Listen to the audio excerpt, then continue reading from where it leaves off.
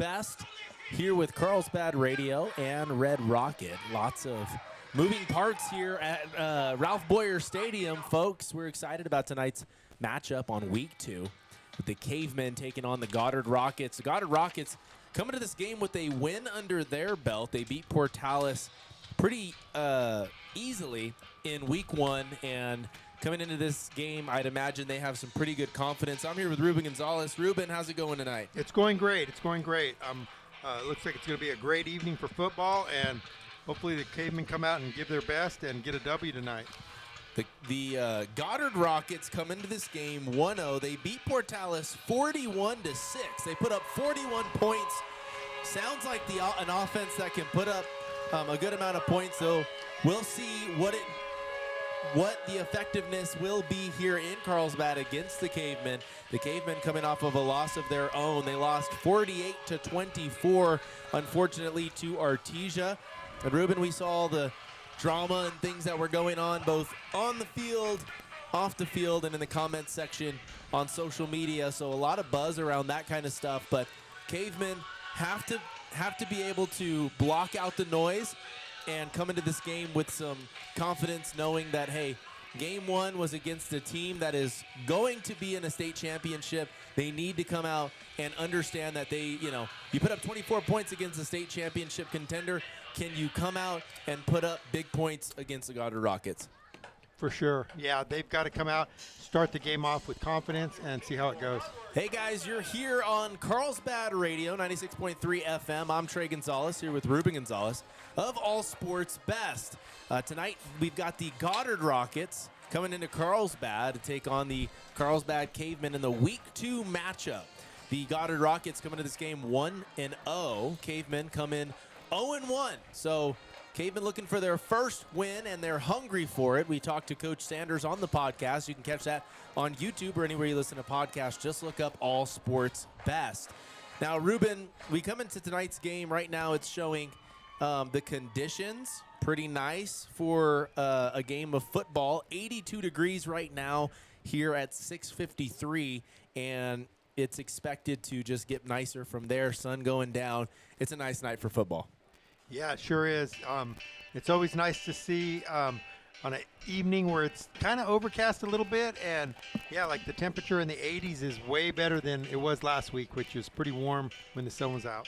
100%. So new graphics ready to rock on the video board. I'm excited about that as well because we've got tons of new assets. I get a chance to work with the students to bring all the videos and graphics to the video board. A great new feature here at the field, and I think it adds to the experience. It's kind of something that kids can be excited to watch what's going on the field and on the video board and the lights on the stadium and stuff. It's a whole show. It's a whole entertainment piece on top of what we hope to see, a nice product on the field with the Cavemen. That's right. That's what we want to see. But yeah, if you haven't been to the new football stadium, the video board is something to see. It's just so overwhelming almost. Nice. It's really clear and clean. It's awesome. Absolutely. Guys, we're getting ready for the national anthem. We'll be back here in just a moment. Tonight's broadcast brought to you in part by Forest Tire, Tate Branch Autoplex, and BES Supply. Stick around. Silent prayer. Yes, prayer is legal in this stadium. In fact, it is encouraged. It is illegal 2 minutes, for me or please. the school to impose our prayers upon you through the use of a microphone. So we won't. You may pray for the safety of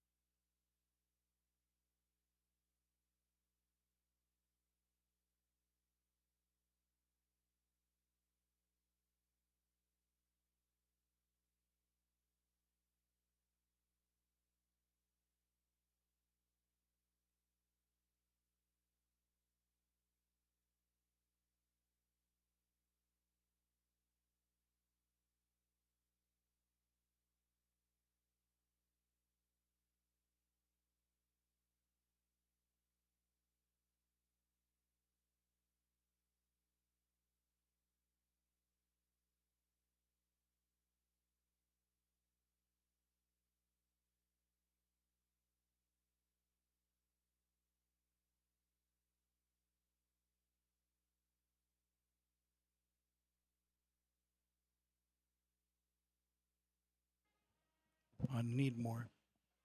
Another minute.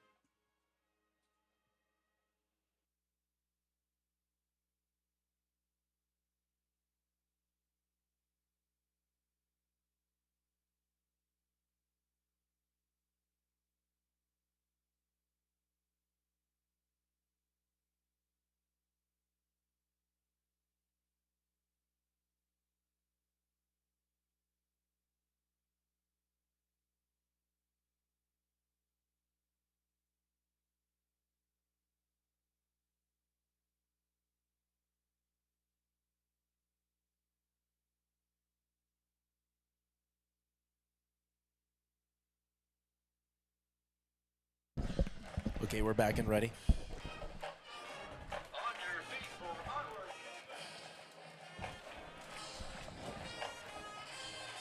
All right, guys, just finished up with the national anthem, and tonight's weather's perfect. Cheerleaders ready to rock. It is a whiteout tonight, in case you didn't know. It is all white for the Cavemen on the field. The whiteout theme is not very common because of what is supposed to be through NMAA. Guys, you're listening to Carlsbad Radio, 96.3 FM, here alongside All Sports Best and also Red Rocket Media.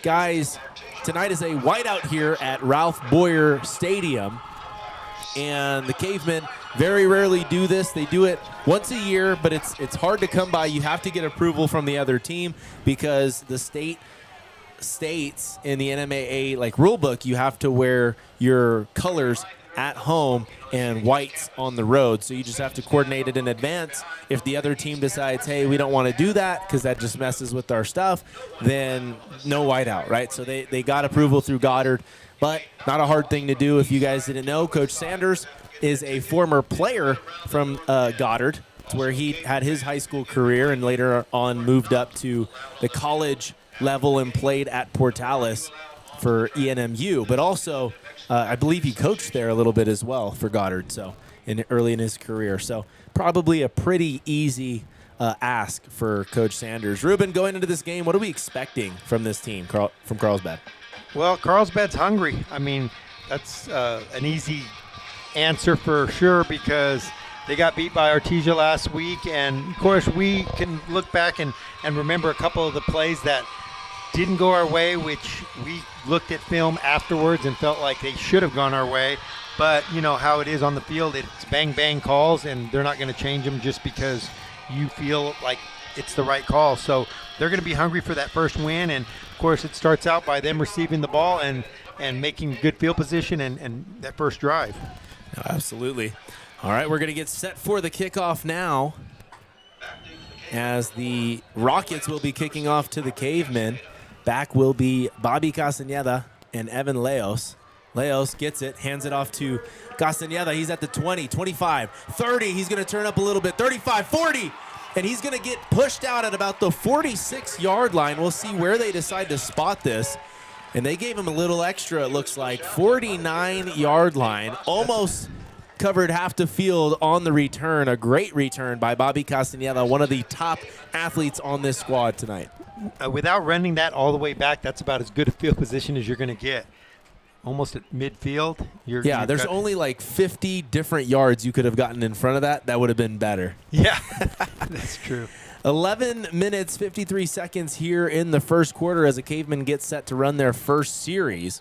Eloy Lopez in at quarterback as he was last week. Expect to see a lot of production from Brock Wright tonight. He was a monster in last week's game against Artesia despite the loss. Here's the first handoff. It's going to him. Got hit at the point that he got the ball.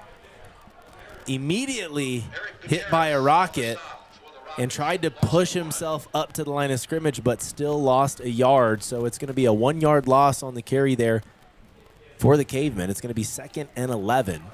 I feel like 11 minutes, 30 seconds. As many times as he gets the ball, it's an easy guy to key on for sure. 100%. The Cavemen will need to mix things around. We know that there is plenty of options here.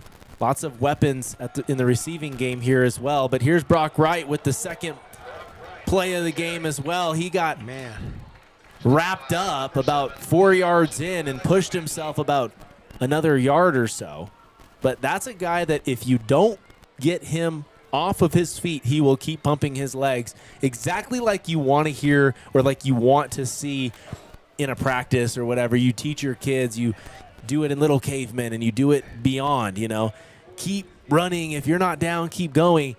And it's easier said than done, but Brock Wright makes it look easy regardless. He does. He's got to have powerful legs because he just moves the pile every time. 10 minutes, 36 seconds on the clock. Eloy in the shotgun here. 3 receivers on the left, 2 on the right. Lots of weapons going out. And here's Bobby Castañeda with a short pass. He's going to get it for a first down. We'll see where they spot it. Just past the first down marker. So this is literally inches.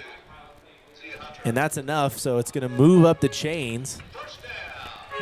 But that's the kind of thing you want, that you get at least past the first down marker. So if you go out of bounds, you get tackled, you're not just short and have to try to figure out what to do on 4th and inches.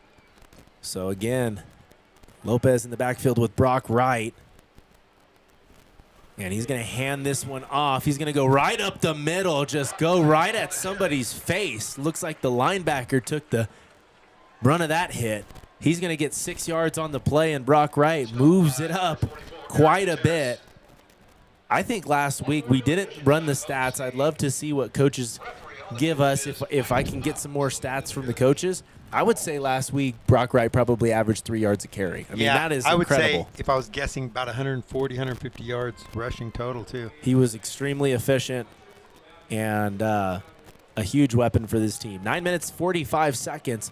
Lopez calling for the snap. There it is. Going to hand it to Wright again. He's going to get through again, and it's going to be a first down. He broke about 4 tackles. He's still up. He gets put down about 8 yards past the first down marker. And Ruben, he got about 6 yards after contact. Yeah, he's one of those guys you got to gang tackle. You do. You can't just get him and say, you know what, we're stopping you right here.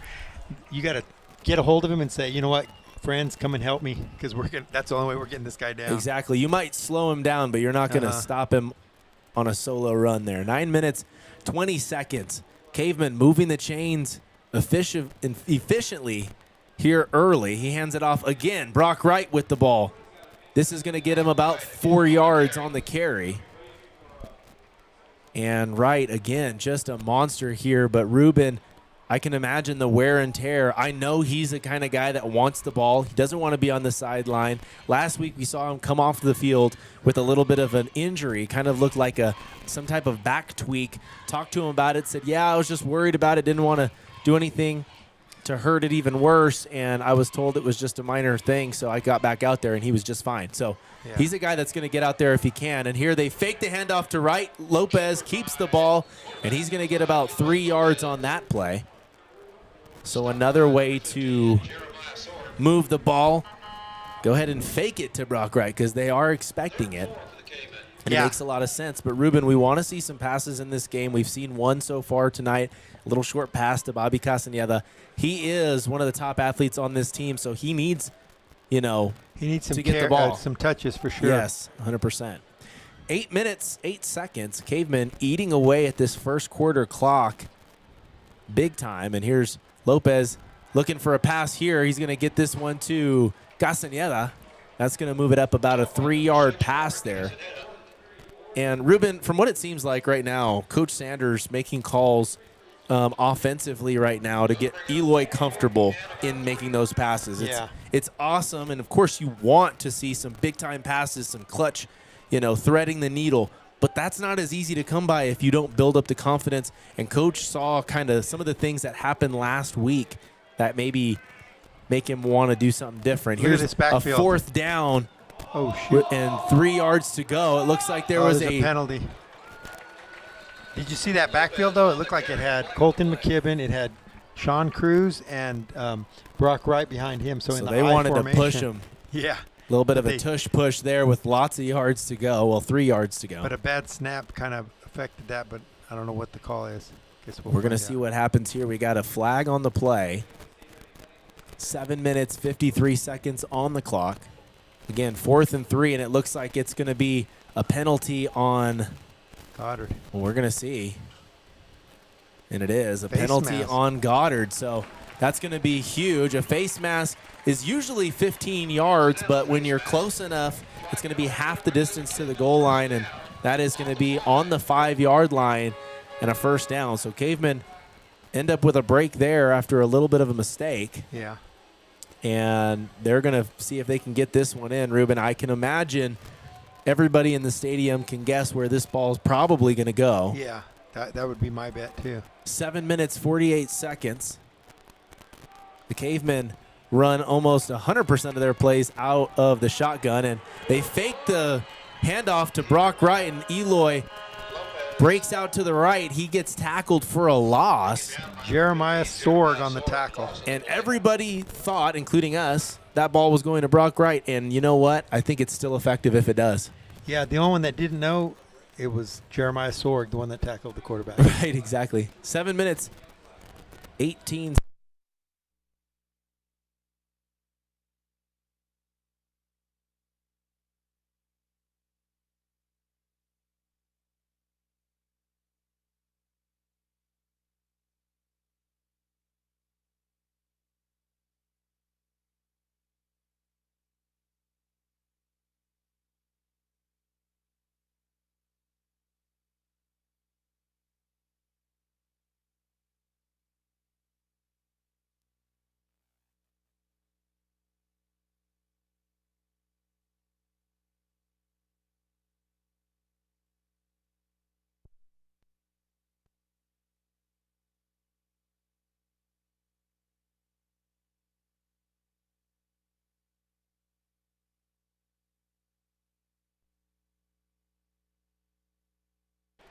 There we go. All right, so 6 minutes, 20 seconds on the clock.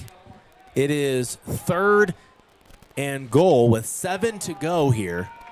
Cavemen trying to dig out of a bit of a hole. They were at the 5-yard line. Here's Eloy back to pass it, and he throws one wide. A wide open shot at number 8, Braden Flores, and he did not get that within range. I mean, wide open, Ruben. Yeah. On that one. Yeah, he just missed the target right there because he was easily 6 points. So it looks like they're going to go for the field goal with Annanens.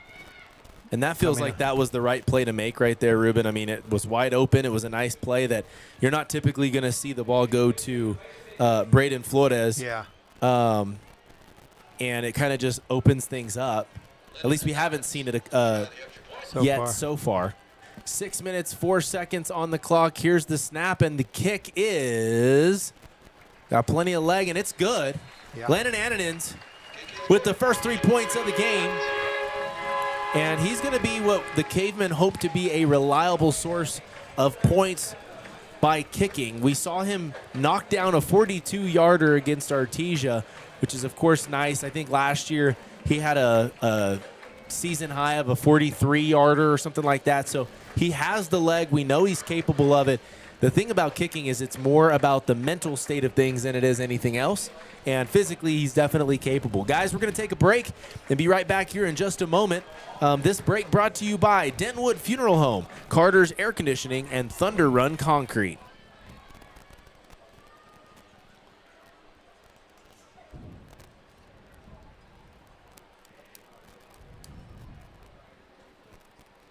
Oh, there's the trainers. All right, so if you're listening on video, Luke and Derek, the sports trainers, getting a tribute on the screen. We wanted to make sure and kind of get them some notice. They've done a really good job. They're super friendly guys. They're always willing to help in more ways than just what their job is, and they're going to be the first guys to the scene when anything happens. So, and you know what's cool about it is we've had sports trainers in the past, and I'd say all the sports trainers I've ever had, I've liked, and these guys are no exception. They are definitely players trainers, if that makes sense. Yeah, guys they make that you sure can get along with. they do what the job is take care of their athletes. Ooh, a little bit of a onside kick there, kind of a short little pop-up there from Lennon Annanens. A perfect placement, by the way. Cavemen just couldn't get a handle on it. Looked like it went right through the hands of the Cavemen, and the Rockets will get this ball at about the 49-yard line. So they got the No, same the field position. 46-yard line is where it's getting spotted. But that one so the rule on that is the ball has to go 10 yards, and if it doesn't go 10 yards, the other team has to touch it first before you get to it, whatever. So in that situation, Annanen's just trying to pop it up over the last line of defense on the front line, and he did a great job of that. So Cavemen just could not get there, but it's a nice weapon to have in your back pocket. Yeah, especially they probably weren't really expecting that, and the way the ball was traveling, it just needed to pop up a little sooner, but the guys couldn't get there in time, and that Jesus Ortiz is the one that picked up the football. So number 13, Isaiah Montoya is the quarterback for Goddard. All right, so Montoya here coming in as a junior. We talked to Coach Sanders about this Goddard team. He said it's about the second year with their coach, Arturo Bolaños, and this is a guy that is not foreign to Goddard. He actually coached at Roswell High, but was with Goddard before that as well. So it's kind of a cool circle back story. Cavemen make a stop at the line of scrimmage on the first play. It looked like Montoya was trying to keep that ball and get some yardage almost in a wildcat type of play, but Cavemen did not fall for any of it. 5 minutes, 42 seconds on the clock. Goddard's going to stay at their original 41-yard line. It looked like Sean Cruz and a couple other ones on the stop for them. So 5 minutes, 24 seconds. Goddard lined up in the shotgun. We are not seeing, at least so far, we haven't seen any teams, or the three teams that we've seen, go out of the under center. It looks like a flag on the play, and that's going to be a delay of game. The play clock ran out of time, and the Rockets will lose 5 yards on that play. So an early mistake here on the Goddard Rockets. It's going to be 2nd and 15. And if the Cavemen can do what they want to do early here, they're going to be able to cruise in the second half. They talked about the fact that that's what happened last year. They can't imagine or anticipate that happening this year, but of course they'd love to see it happen. 4 minutes, 52 seconds.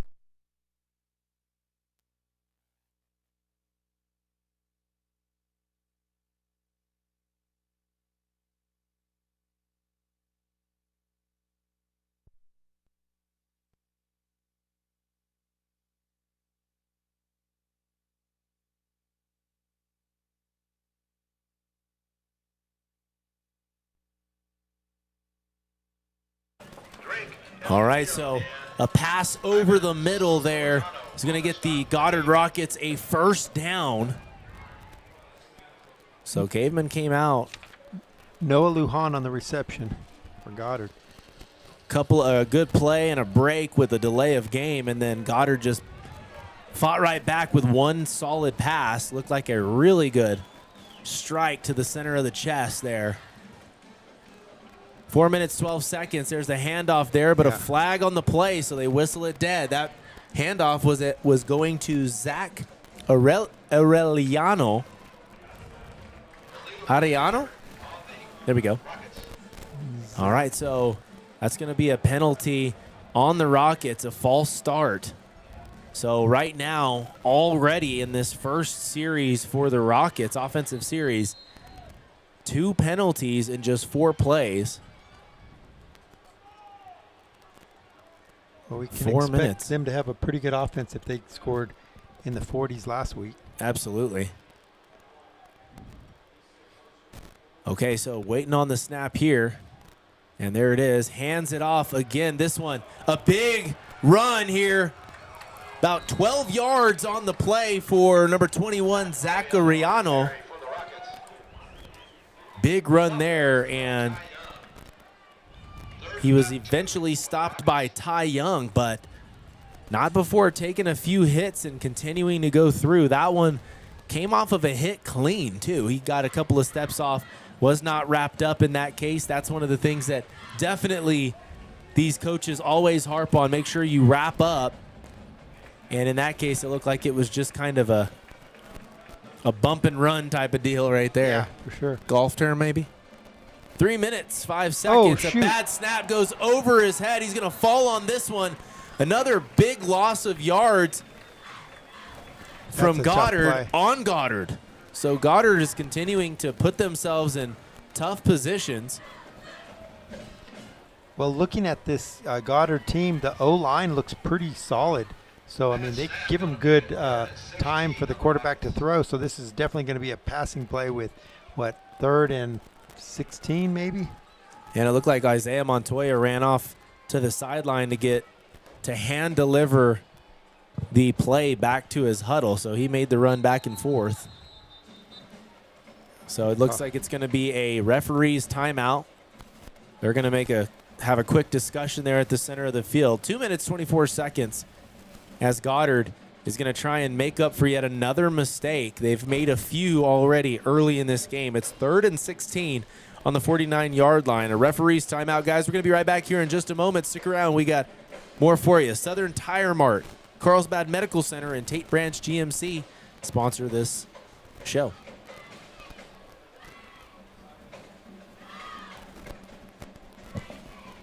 $30.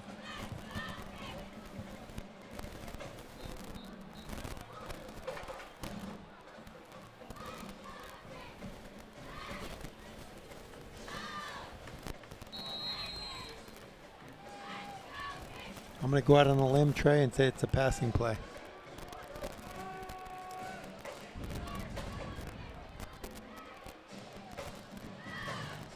All right, so 2 minutes, 10 seconds. Here comes. Big pass over the top. It's caught. Oh, he dropped and it. dropped. That will not be a complete pass right there.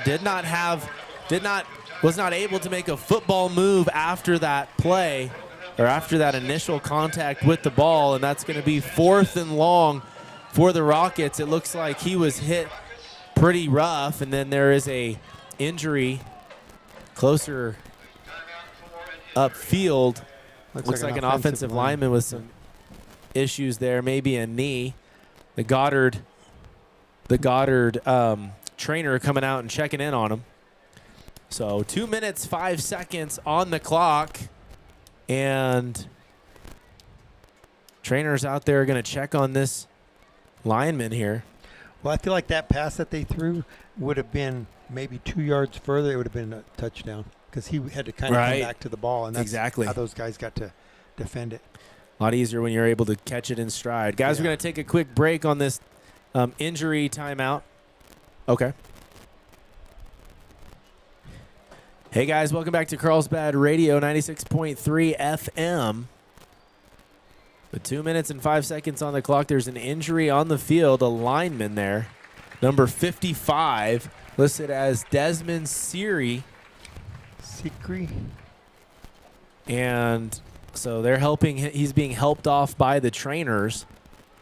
The referees having a discussion midfield. There were a couple of controversial calls last week, Ruben, as the Cavemen took on the Bulldogs in the opening game.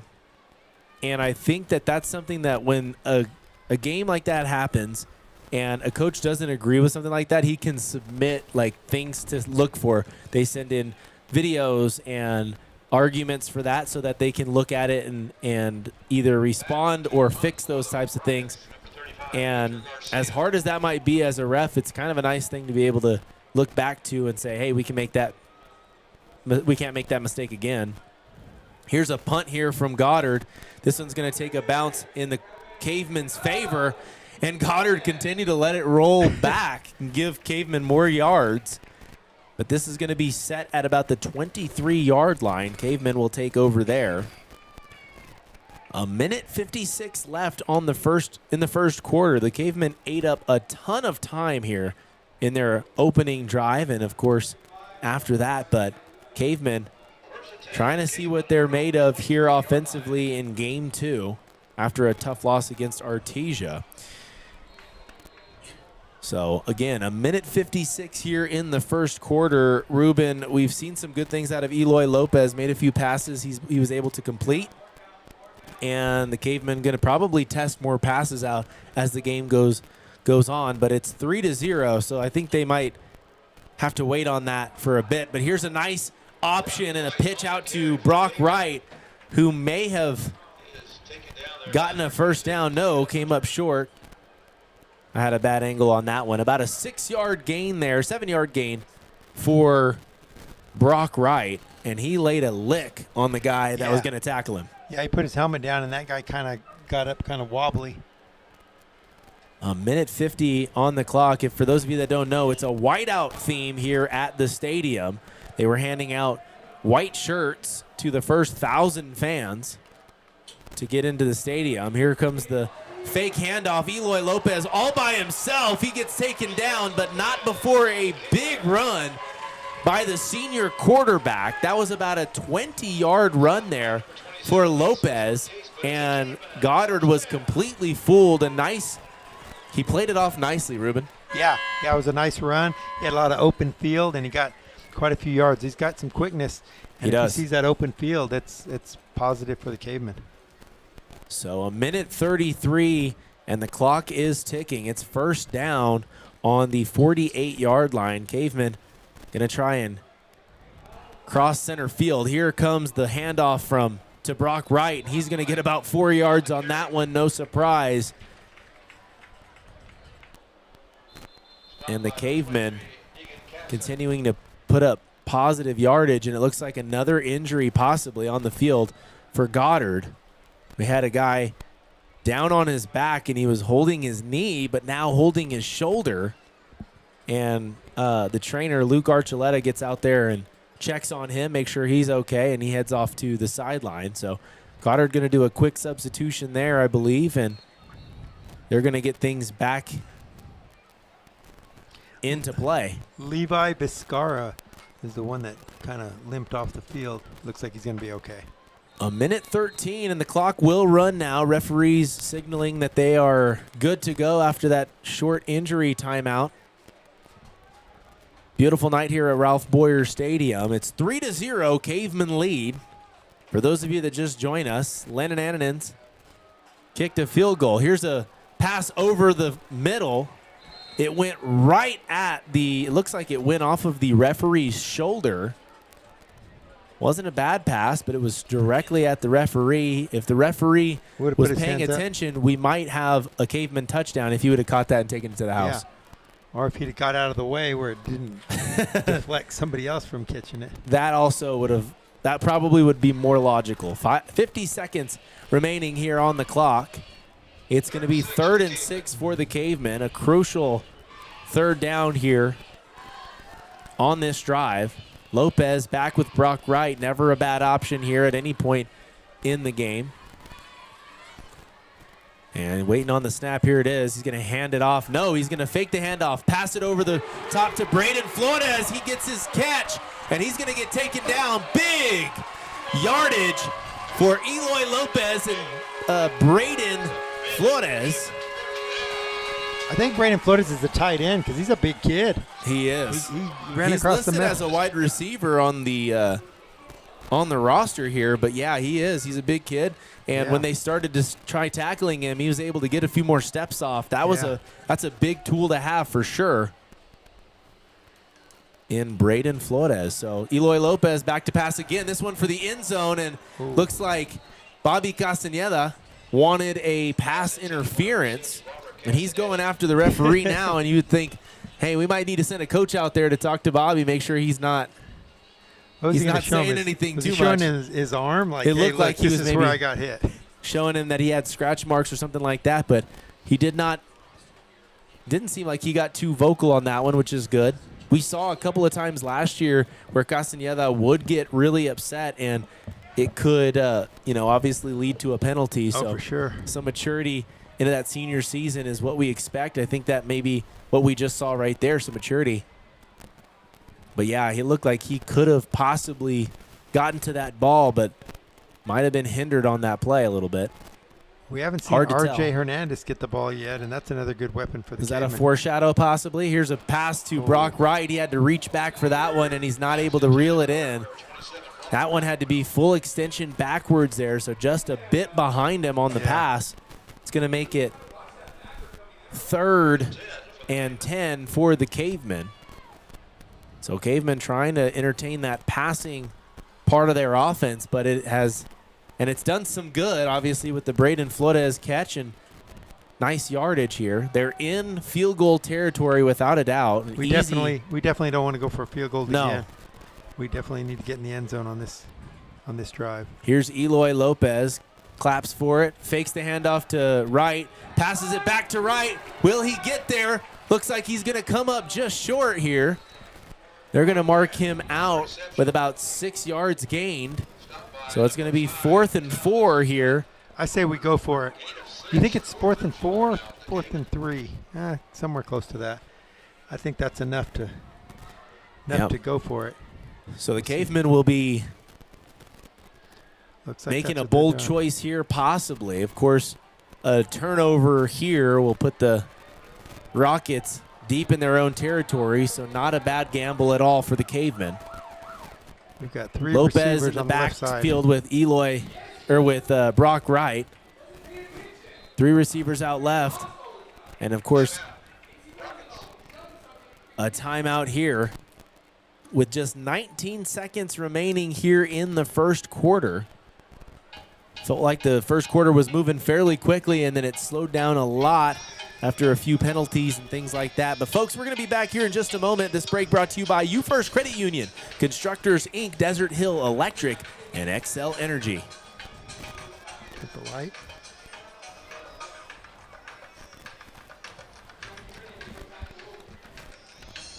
All right, guys, so what we've been seeing out here on the field so far is pretty good offense from the Cavemen, just trying to find that end zone for the first time here tonight. Cavemen have been handling this game offensively pretty easily and pretty efficiently. However, the red zone has not been their best friend so far, just 3 points on 2 trips so far, but Cavemen with a chance here. Okay, Trey, what's your play? You're the coach right here. You're calling the play. You're sending it in. What are you doing? 4th and 4.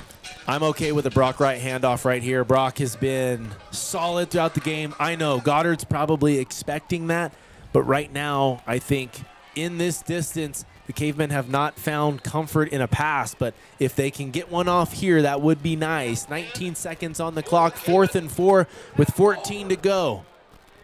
Waiting on the snap here. There is no quarterback in the backfield. It was Colton McKibben, and he missed the snap, dropped the snap, so he had to pick it up, and he was tackled for a loss there. So Cavemen tried to get tricky there, but it was not the answer.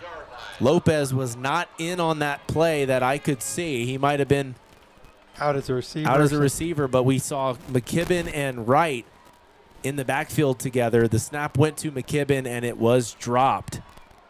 So 12 seconds on the clock. Goddard's going to take over on downs here. Well, it wasn't really a high-risk play just because we knew that they weren't going to be in good field position, but at the same time, you want to get in that end zone, so I think they could have called that one different than they did. 12 seconds on the clock. Here comes the snap and the handoff. Again, another solid run there from number 21, Arellano. Arellano listed as a senior for the Rockets, and he has been pretty solid for them as well. The Rockets have not gotten great offensive series off just yet. They had a lot of penalties on their last trip, but here is the end of the first quarter. So after the first quarter, Cavemen 3, Goddard 0. Folks, we're going to be back here in just a moment. Can the Cavemen pick it up and put one in the end zone? We're going to see soon, guys. This break brought to you by Steel Depot, Energy Pros, and Carlsbad Chevrolet. 60. So as they move field position or switch sides, tonight, again, a beautiful night here at Ralph Boyer Stadium. Ruben, lots of newness in athletics, lots of video boards. There's one at the baseball field you can see very clearly, and it looks bigger on the Tom Forney Cavemen Corral because there is no scoreboard on top. So, all right, so we are here, guys. You're here listening to Carlsbad Radio, 96.3 FM, all sports best in Red Rocket. The Cavemen doing all that they can to put points on the board. They have scored 3 of them so far, 3-0.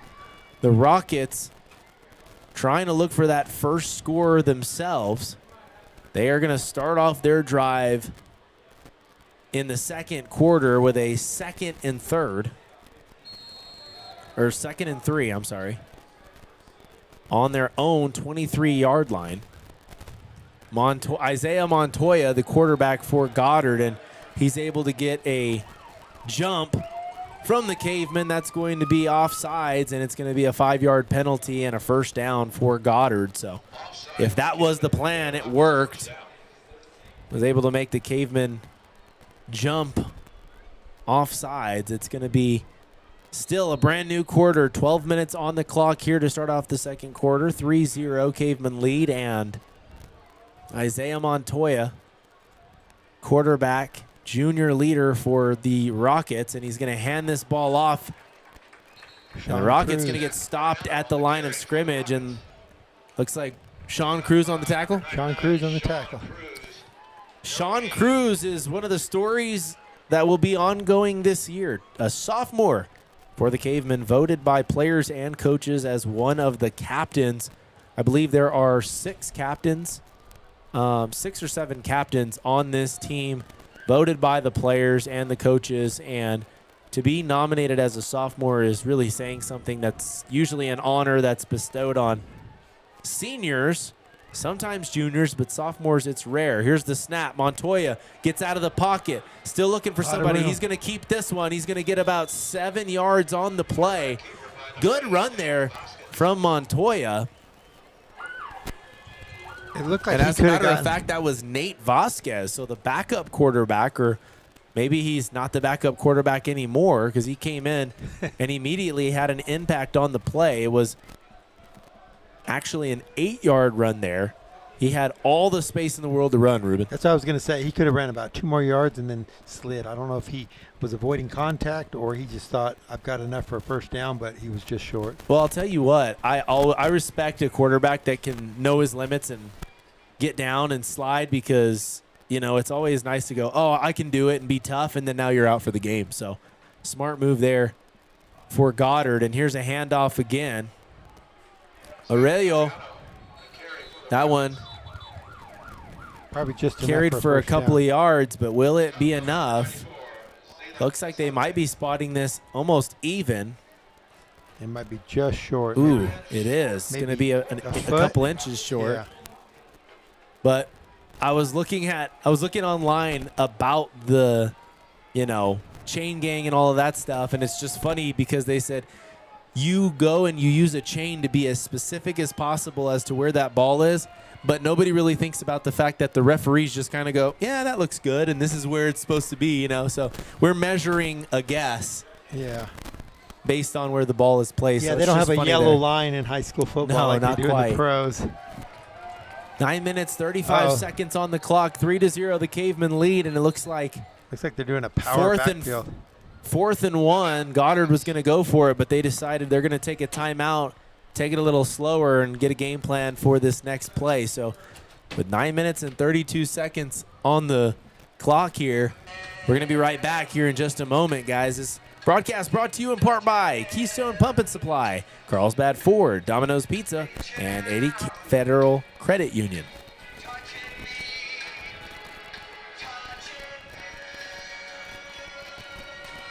Yeah, I feel like they had 5 guys in the backfield that just try to drive it to get that foot or foot and a half that they needed, but I don't know, maybe they didn't like what they saw, so they thought we better call a timeout. So what does this 9 song minutes, remind you of? 32 seconds when we get back. Boston Red Sox. All right, so they're playing, what is this song called again? Sweet Caroline. Sweet Caroline, the anthem at Fenway Park, that's for sure. A legendary song, really just kind of fits in anywhere you put it. Yeah. It's one of those songs. Upbeat. I'd say there's a good solid handful or a couple of handfuls of songs that can really just work anywhere. See, look at That's this. Look one at of this them. backfield. But Goddard going to look to pack it out here on the line. They're going to try and get that first down, and they're stopped. Ooh. Great I don't know. job there by the Cavemen. They stop it at the line of scrimmage. We're going to see what they say. It looks like they're taking their time to make a decision, but it looks like that was stopped early. From our angle, it looks like that is not going to be a first down. Oh, they And got it's it. not, so the Cavemen get a stop, turnover on downs, and it's beautiful field position for the Cavemen. Big turnover there. It's going to be on the 37-yard line for the Cavemen. So if they don't score here, there's going to be a chewing, that's for sure, in the locker room at half. There's no doubt about it. So 9 minutes, 13 seconds here in the second quarter. Plenty of time for the Cavemen to get out there and put it to the Rockets and eat away at clock. Obviously, that's not the main goal, but it's kind of a side product of a good drive if the Cavemen can put something together. But I'm sure they don't mind if they score quickly. Eloy Lopez back in the backfield with Brock Wright. They've got a couple of receivers on either side of the line ready to rock. Lots of space on the left side for Braden Flores and Evan Leos. Looks like Lopez is going to get taken down. The pocket collapsed very quickly on Lopez, and he had to try and get out of the way, but he was taken down quickly. 8 minutes, 56 seconds here. Cavemen lead 3-0. Ruben right there. Lopez didn't have a whole lot of time. No, he didn't have a whole lot of time. I feel like his drop wasn't deep enough because they were all going long. They were all going for the touchdown pass right here. I feel like when you do that, you've got to have one guy that's maybe for the short screen pass or the slant just to be an emergency like that one. But, yeah, he didn't have time and got sacked. 8 minutes, 32 seconds. Now two backs with Lopez in the shotgun now. Fake the handoff to Wright. He goes to his left. He tries to pass this one. A little short pass over to Flores, but again, too deep there and out of his range.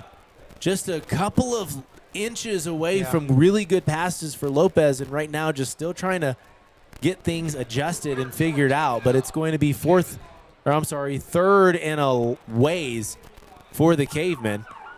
Yeah, that sack really set him back. It looked like he had a lot of room to run right there. He did. Sometimes I think you're trying to catch the pass, but you're also trying to look upfield to make sure you're not going to get I don't think it was within his catching range right there. It was too a far little ahead. bit high, But I think, again, Lopez maybe had seen that, hey, here's an easy layup and it's harder than it looks. But here's a handoff to Brock Wright with lots of yards to go. And he's able to get most of them.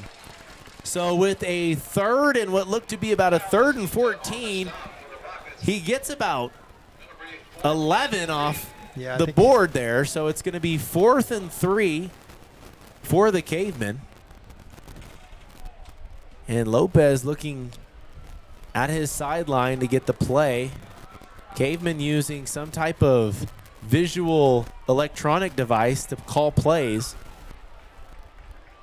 Or maybe to call some parts of the play. Or maybe just to confuse the other sideline. We'll have to ask about it on the podcast. 7 minutes, 35 seconds here in the second quarter.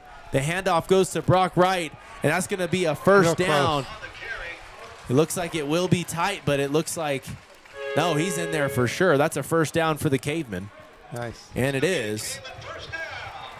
So a big play there. Two monster clutch plays for Brock Wright, and in a situation where I'd say a good chunk of high school coaches would say, hey, we got to pass it here. It's 3rd and long.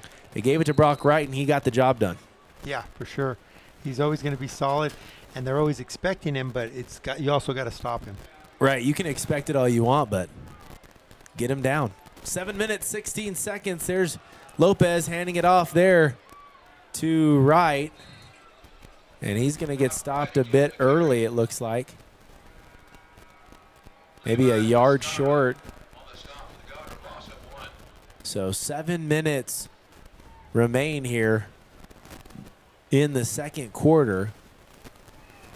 Cavemen lead 3-0. They're in field goal range for Lennon Annanins, but they're going to want to move that chain. But 2nd and 11 here on the 26-yard line. 84 degrees here tonight at Ralph Boyer Stadium. The lights are on, and Eloy Lopez kept the ball there. Out of the shotgun, he was taken down almost immediately. And that's going to be a loss of a few yards for the Cavemen again. So it's going to be about 3rd and 16. I like the play if he's got the option to where he's got the ball and they're coming at him and he pitches it to Brock because Brock was back there, but he just got sacked right away. So, yeah, he didn't really have a chance to even option there. Very quickly there. So it's going to be a timeout here for the Cavemen. So we're going to take a quick break and be back with you here in just a moment. This break brought to you by Tate Branch Autoplex, Capitan Energy, and Balderrama Law Firm.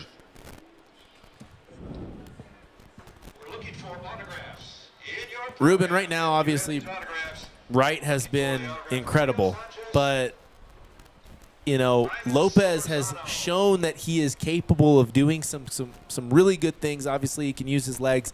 It's just a matter of sometimes inches, sometimes feet when it comes to the passes. They're right there. They're available. And when he starts to really get things down, he's athletic. I think he's going to figure that out soon. Yeah, no, I think he's just got to get the reps because, like we've talked about, Kaysen got so many reps the last 3 years or whatever. 2 years. Eloy really didn't get a chance to get some, feet under him, confidence in the varsity games. So this is a big jump. I think a lot more short passes for now just to get them more comfortable, and then you can air a couple out. But we'll see how it goes. And I'm excited to see when he's able to unleash a little bit. If we get to that point where he's throwing some balls 20 yards downfield or more, then that'll be a huge asset for this squad here in Carlsbad. So 6 minutes, 15 seconds here in the second quarter. Lopez back with Wright. Cavemen have about 16 yards to go. He's going to roll out to his left. He's going to let this one go. It is knocked down by the cornerback from Goddard. That pass was intended for number 2, R.J. Hernandez, but there was really no space there for him to make that play. Hey, you know he almost had to become a defender in that situation. You knew the cornerback was on that play? Isaiah Montoya.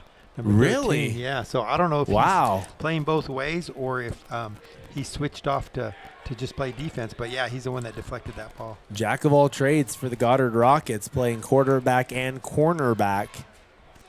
He's like the here guy, tonight. What is it, Hunter? What's his first name? Remember from Colorado that got the Heisman? Oh, yeah, Travis Hunter. Travis Hunter. That's playing both sides. Yeah, it's fair. So Cavemen 3, Goddard 0. It's going to be 4th and 16. Cavemen looking to either go for it or try and get Goddard off sides. But I would imagine right here we would see a field goal attempt. It's within range, but Lopez having looks like a heated discussion with Coach Sanders there right off of that timeout. But, guys, another timeout, so we're going to be back here in just a moment. This break brought to you by True Blue Services, Artesia General Hospital, 4 Elements, Oilfield Services, and Eddy County DWI program. Stick around.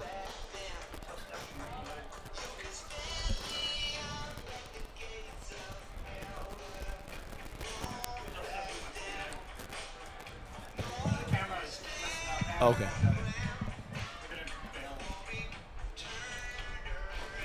All right, guys, so Cavemen still struggling to get into the end zone. And, Ruben, why do you think that is so far? Is it just because they've had a couple of sacks that really just kind of throw them off, or is it because Goddard's trying to really hold their own? I feel like it's more of the Cavemen's doing than anything else right now. Yeah, I feel like we're one-dimensional right now. Instead of getting some passes where we're comfortable with those, we're giving it to Wright almost every time, or Eloy's keeping it, and it makes it a little tougher. 3-0, Goddard leads. And Lopez back to pass. He gets one over the top. It's blocked, or knocked away, I'm sorry. This one intended for R.J. Hernandez, but again, Lopez just trying to get things down. He's yet to really get a pass that came up clutch here so far. Waiting for that, but 6 minutes, 5 seconds here in the second quarter. That's going to be a turnover on downs, and Goddard's going to have this ball basically where they left it before, but the 31-yard line. Yeah, that gives Goddard a lot of confidence knowing that they can stop them on a couple of drives in a row, keep us from getting in the end zone, and giving them a chance to even take the lead with a 3-0 deficit. The Cavemen have some real solid dudes on defense. Definitely have done a good job here tonight so far, holding Goddard to 0 points up till this point. And it almost was an interception there. It looked like a pass over the middle. It was almost intercepted by number 12, Ty Young. Ty Young's been all over the field tonight, making plays and tackles, but that one almost was an interception there. 6 minutes and 2 seconds here in the second quarter. It's going to be 2nd and 10 on the 31-yard line, folks.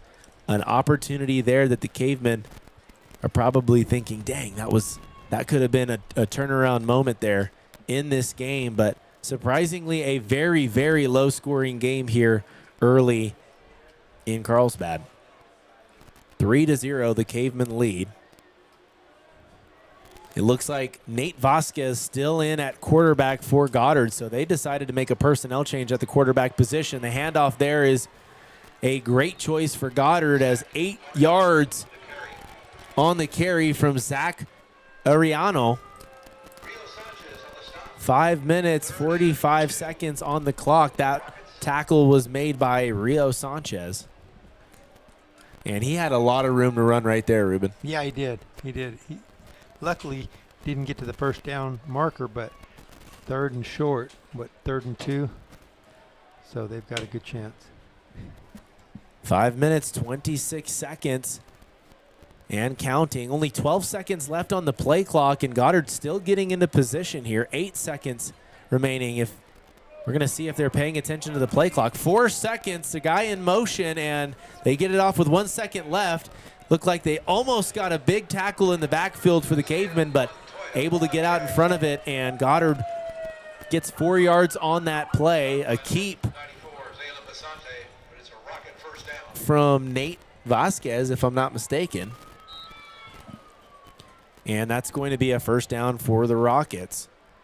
5 minutes remain here in the second quarter. Cavemen lead 3-0 here in Carlsbad. Next week, folks, if you're wondering, the Cavemen will travel to Lovington to play against the Wildcats. Is that Erlacher Stadium, or what do they call that over there? I think it is. I just know it for its blue turf, and we've never actually called a game there, so we'll see what that's like. Nate Vasquez gets the pass off there, and this is a short one, but it's effective. About a 3-yard, 4-yard gain there for Elijah Valdez on the catch. Elijah Valdez listed as a senior. 4 minutes, 22 seconds. Cavemen letting up some yards here, but containing Goddard pretty well. They're making him work for it. There's no doubt about it. I think it's pretty crazy they have the quarterback going to the sideline to get the play and coming back. It seems like a lot of moving around for him, who's, you know what I mean? Usually the receivers do that to where they just swap them out. Like a fatigue factor, but maybe he's just a cross-country kind of guy. Yeah, we've got guys like that for sure on every team, right? Maybe he's like Dennis Rodman, Yeah. All right, here's a pass out to number 1, Josiah Castillo, and he's able to get about 5-6 yards on that play. And he stopped a bit short of the first down, so it's going to be 3rd and 2 for the Rockets here. Cavemen wanting to get a stop here, put a risk on Goddard for sure if they can get a stop on this play. Ruben, it looks like the visiting side is pretty dark. We got new lighting this year. It's real nice and bright on the field, pretty dark on the sides a little bit, right? In the home and visiting sides. I think they do that to focus all their attention to putting lighting on the field. That's cool. Here's a pass off to the sideline. It looks like it's going to be pass interference here. A lot of contact On after the the 5 Cavemen. yards, it looked like. So that would be on number 12. Is that number 12? If so, that's Ty Young? Ty Young. We'll see what the call is here. It's 3 minutes, 11 seconds, and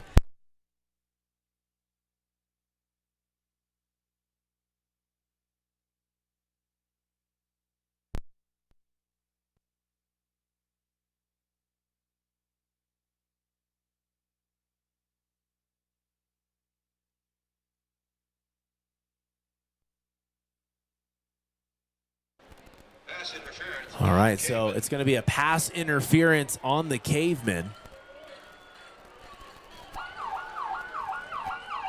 3 minutes, 11 seconds. It's first down here for the Rockets. Great field position now as Goddard has time to push this ball into the end zone. That's for sure. It's on the 34-yard line. Referee's going to have a referee timeout. Looks like Coach Sanders having a talk with the referee, and he's going to try and get something. I think he's trying to Discussed. understand why it was pass interference. I feel like there was a lot of bumping going on. From this side, it's hard to tell who was initiating the contact, but, you know, normally you're going to think it's the defense trying to keep, you know what I mean, keep that guy close. But I guess that's what it sounds like he's complaining, like, hey, you know Well, what? no, I think it's more of a technical discussion. I don't think there's any doubt about it that was pass interference, but it's something that maybe happened after the ball was moved, but we'll see. I can't imagine the argument there is pass interference. It looked pretty obvious. but 3 minutes, 11 seconds here in the second quarter. It's going to be 1st and 10 for the Rockets.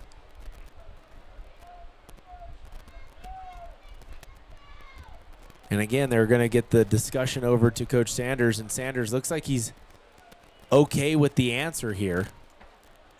And we had we have a chance to discuss things with Coach Sanders before and after the podcast, and I like the way that he discusses and like explains things, right? Yeah. He always has thorough. he's got a very good understanding of the rule book here in the state of New Mexico, and any argument that he has, it's got like facts, it's like fact-based and things like that. So here's a handoff there, a nice gain for Goddard on that one. That's going to be another carry for number 21, Zach Ariano, I believe. Yeah, I feel like when you talk to Coach Sanders, he can recite rule, and he goes into 7A. Right, and You he know can what I mean? also Just tell you what exactly. play happened when and Uh-huh. who was involved and where, and I don't know how you do that because there's a lot of things going on a field, but he studies film without a doubt. And 2 I think- minutes, 37 seconds on the clock. Nate Valdez still in the backfield. Nate Vasquez still quarterback for Goddard after taking the place of Isaiah Montoya. Here's a pass over the middle, and that one's caught. Looks like that was caught by number 81, Jose Porras. So a first-time calling on Jose Porras, listed as a junior for the Rockets. 2 minutes, 17 seconds here. It's going to be 1st and 10, and Rockets definitely in field goal range, so they can tie this up before the half. Of course, they're going to want to try and take the lead. Cavemen are probably pretty upset right now with the opportunities that they've had and haven't been able to capitalize on in the red zone. Yeah, they could easily have 2 touchdowns and a field goal right now. So Vasquez awaiting the snap in the shotgun. 3 seconds remain on the play clock. 1 second. It looks like it could have been delayed game, but it wasn't. Just got it off in time. Zach Ariano, I'm sorry. Stopped by number 28, Reason Akwembi. So a minute 25 remaining here in the second quarter. Cavemen lead 3-0, folks, if you're just joining us. Cavemen do have the lead, but it is slim, and Goddard is knocking on the end zone's door for sure. 2nd and 7 on the 15-yard line, a minute 8 on the clock, and Goddard approaches the line again with limited time on the play clock. 8 seconds, and guys are still getting to position. 5 seconds remaining. They are trying to use every second of that play clock, and here comes a pass over the middle. It's intercepted by Colton McKibben. He's going to try and get as many yards as he can on this one. He's a big boy. He's going to get more yards, 30-yard line. And he's going to get taken down at the 35-yard line, and a flag is down on the play. We're going to see what that's going to be, but a nice play there, big play by Colton McKibben. They just knocked one of the Cavemen down, too. I don't know who that was on that other sideline. He's coming back. Looked like Rio Sanchez went down and was looking at the referee like, hey, what's this all about? But 42 seconds on the clock. Cavemen might be trying to mess around with a less than 2-minute drill, but oh, yeah. We'll see what we got here. Maybe Cavemen trying to use some kind of their deep passes to figure something out, or just try and work some plays. But with 42 seconds left, they're not in a great position to make short passes, but we'll see what they do. Or running the ball. No, you've got to They've only really got 2 timeouts. get a breakaway to score here. And I think maybe what they're going to try and do is use about 40 of those seconds to get into field goal range if they can. Yeah. I think they're looking at maybe trying to get it to the 30-yard line on the other side, but we're going to see what that looks like. It looks like another decision has to be made here at the center of the field as the referee's still discussing the last play. You think it was no call here yet? Unsportsmanlike conduct? I would imagine so, but it was so quick that it almost seemed like it was like a block in the back or something like that. We'll see what we got here.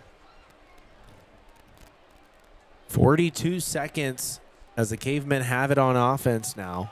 A beautiful play there by Colton McKibben. Really just kind of pulled that into his chest and caught that one. Made a nice play there and took it the other way, and it looks like it is going to be holding on the Cavemen. But regardless, they're going to have this ball, and they're going to prevent Goddard from getting their first score in the first half. It looked like it was right there, definitely within reach for Goddard. They took a chance, threw it over the middle, and they had the top player in the state right in the area. Yeah, I feel tough break. I feel like they were trying to take their time and like score before the half or something. Like they weren't really in a hurry, because even coming out to the line of scrimmage, it was like they were using every second. But I guess that, the pass play is what got them. 42 seconds here in the second quarter. 1st and 10 for the Cavemen on the 13-yard line. So they're backed up pretty good. A mistake here could be very costly. So the Cavemen have to be smart. Here comes the snap. Lopez out to his left. He's going to turn, make a pass. This one is not close.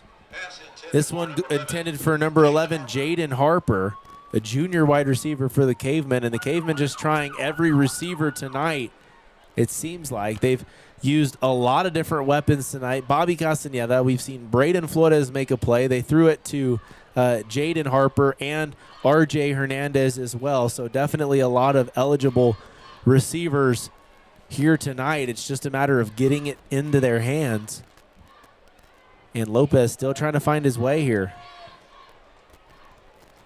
I feel like it's a lot tougher when you roll out to your left, and then you got to turn Here's a your big body. pass there for Lopez over the top. Can it be interference? Didn't look like It looked like he made defensive contact back early. looked back at all. He was just gunning for Castaneda.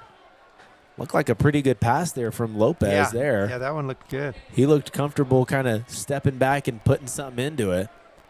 Of course, he was double teamed because they're kind of expecting that. I mean, that's the obvious way to go, rolling to your right, where you can put all your arm into it. But just barely missed that one.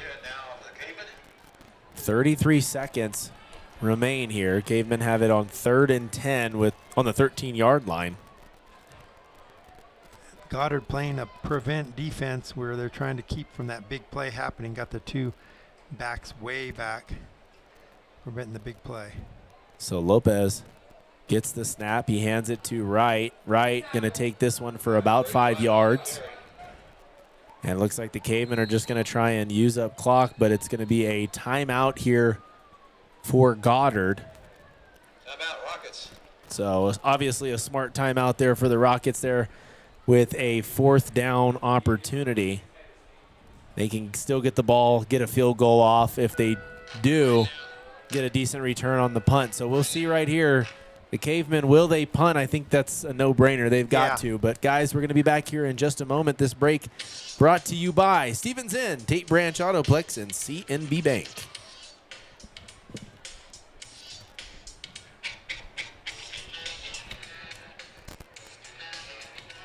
All right, guys, so again, a nice night here in Carlsbad. It's a 3-day weekend for the students and the staff here at Carlsbad High. It's nice to have that, of course, Labor Day on Monday, and having a chance this weekend, Ruben, to go and check out an Aggie game. The New Mexico State Aggies take on Bryant University, and we will see how that goes. Haven't been to a New Mexico State college football game in about a year now, and went last year to one of them with you, and it was a blast. It was a lot of fun. It was a rivalry game, but what takes the wind out of the sails of NMSU seasons is no rivalry games. This year, no UTEP and no UNM at home for the Aggies, so that's tough. Yeah, it is tough. So here it goes. 23 seconds on the clock here in the second quarter. Are they trying to get an offsides? Yep, And they here got it it. is. Will they get it here? And they did. do. So a lot That's of yelling huge. going on in our area because there's direct contact with assistant coaches. And 23 seconds remain on the clock, and the Cavemen able to get a offsides call That's a pretty on gutsy. Goddard, and that's going to be a first down. So a little bit more comfort there now because Goddard was definitely trying to get a turnover on downs. Cavemen went for a risky play, but they did have a timeout. I imagine that's what they went out for. We're going to try and get them offsides. If they don't bite, then we'll, take a timeout and punt. But they did not have to use it. I feel like if I'm Goddard, I'm expecting that because there was nobody back for the punt. You know what I mean? Here's the snap for Lopez. Lopez going to hold on to this one. He's got plenty of room to run. He's going to get 10 yards, 12 yards, and about 14 yards on the run there as he makes contact and goes out of bounds. So he's going to stop the clock with 17 seconds left, able to get another first down. Cavemen might be looking for some type of pass play here. Right there, that was a pass play. That was what it was intended for.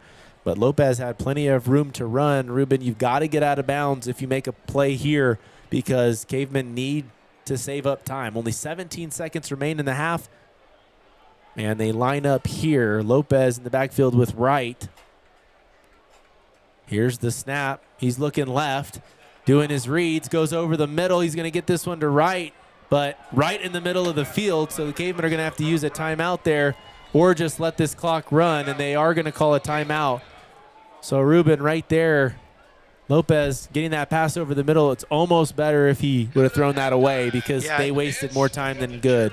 You throw it away or you try to find something on the sidelines so if they miss it, then they miss it. If they catch it, they can go out of bounds. Right. And you still have 12 seconds or 10 seconds left. But now you have 6 seconds left. There's really only time for one play. And, of course, that's the Hail Mary. Just launch it up the field and see what happens. And in that play right there, I almost felt like Brock's route was meant to kind of just be like, hey, we're going to take up space. We're going to keep eyes on us. He connected with him, and Brock was like, oh, my gosh, got to get out to the sideline. So it was kind of a uh-oh kind of moment there. But so 2nd and 8 here. Of course, more positive yardage for Brock Wright. Kind of just the story of his career.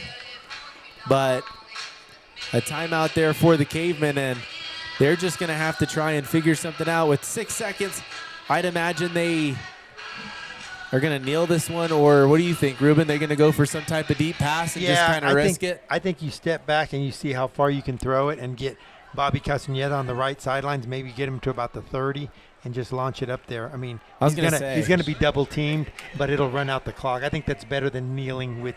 It's almost like you're saying, you know what, we're not even going to give it a chance. Best case scenario, a touchdown. Worst case scenario, a pick six. That's what we're not wanting right here. 6 seconds remain here in the first quarter. They hand this one off to Brock Wright, and that's going to do it.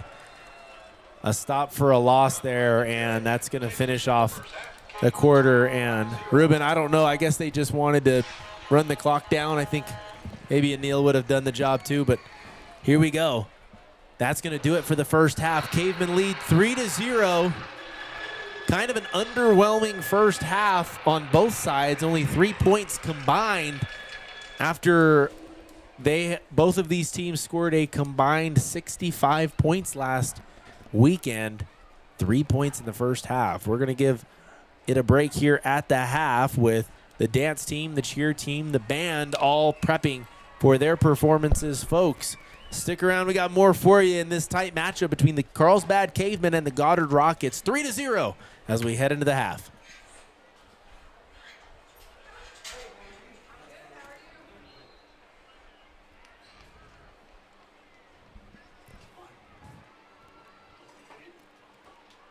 How much time?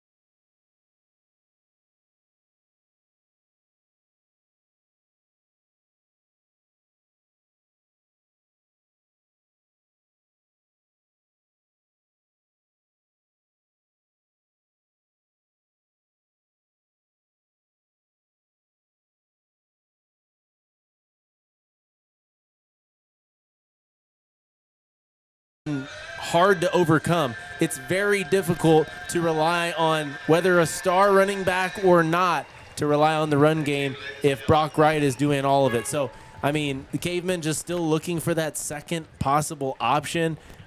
We have seen them have that confidence in Eloy Lopez to keep him out there regardless of what's going on, any situation. But right now, I think he's still trying to kind of get with that game speed. And we said it before. I mean, last year and the year before that, we had Cason Perez take, I want to say, probably all of but maybe 5% of the snaps in his career as a starting varsity quarterback. So these are not moments that he's really seen before last week, and something that still, it just takes time to kind of get ready for. Yeah, I mean, you can practice it all day, but it's not the same game speed, and you know what I mean, when they're all coming at you. I feel like anytime he has to drop back when anything's more than a 5 or 10 yard slant or pass, then he doesn't have enough time, or he doesn't get his feet planted in time, and then they're on him. So they've got to figure that out, and they've got to make things happen for sure in the second half, because they could have even scored one more field goal,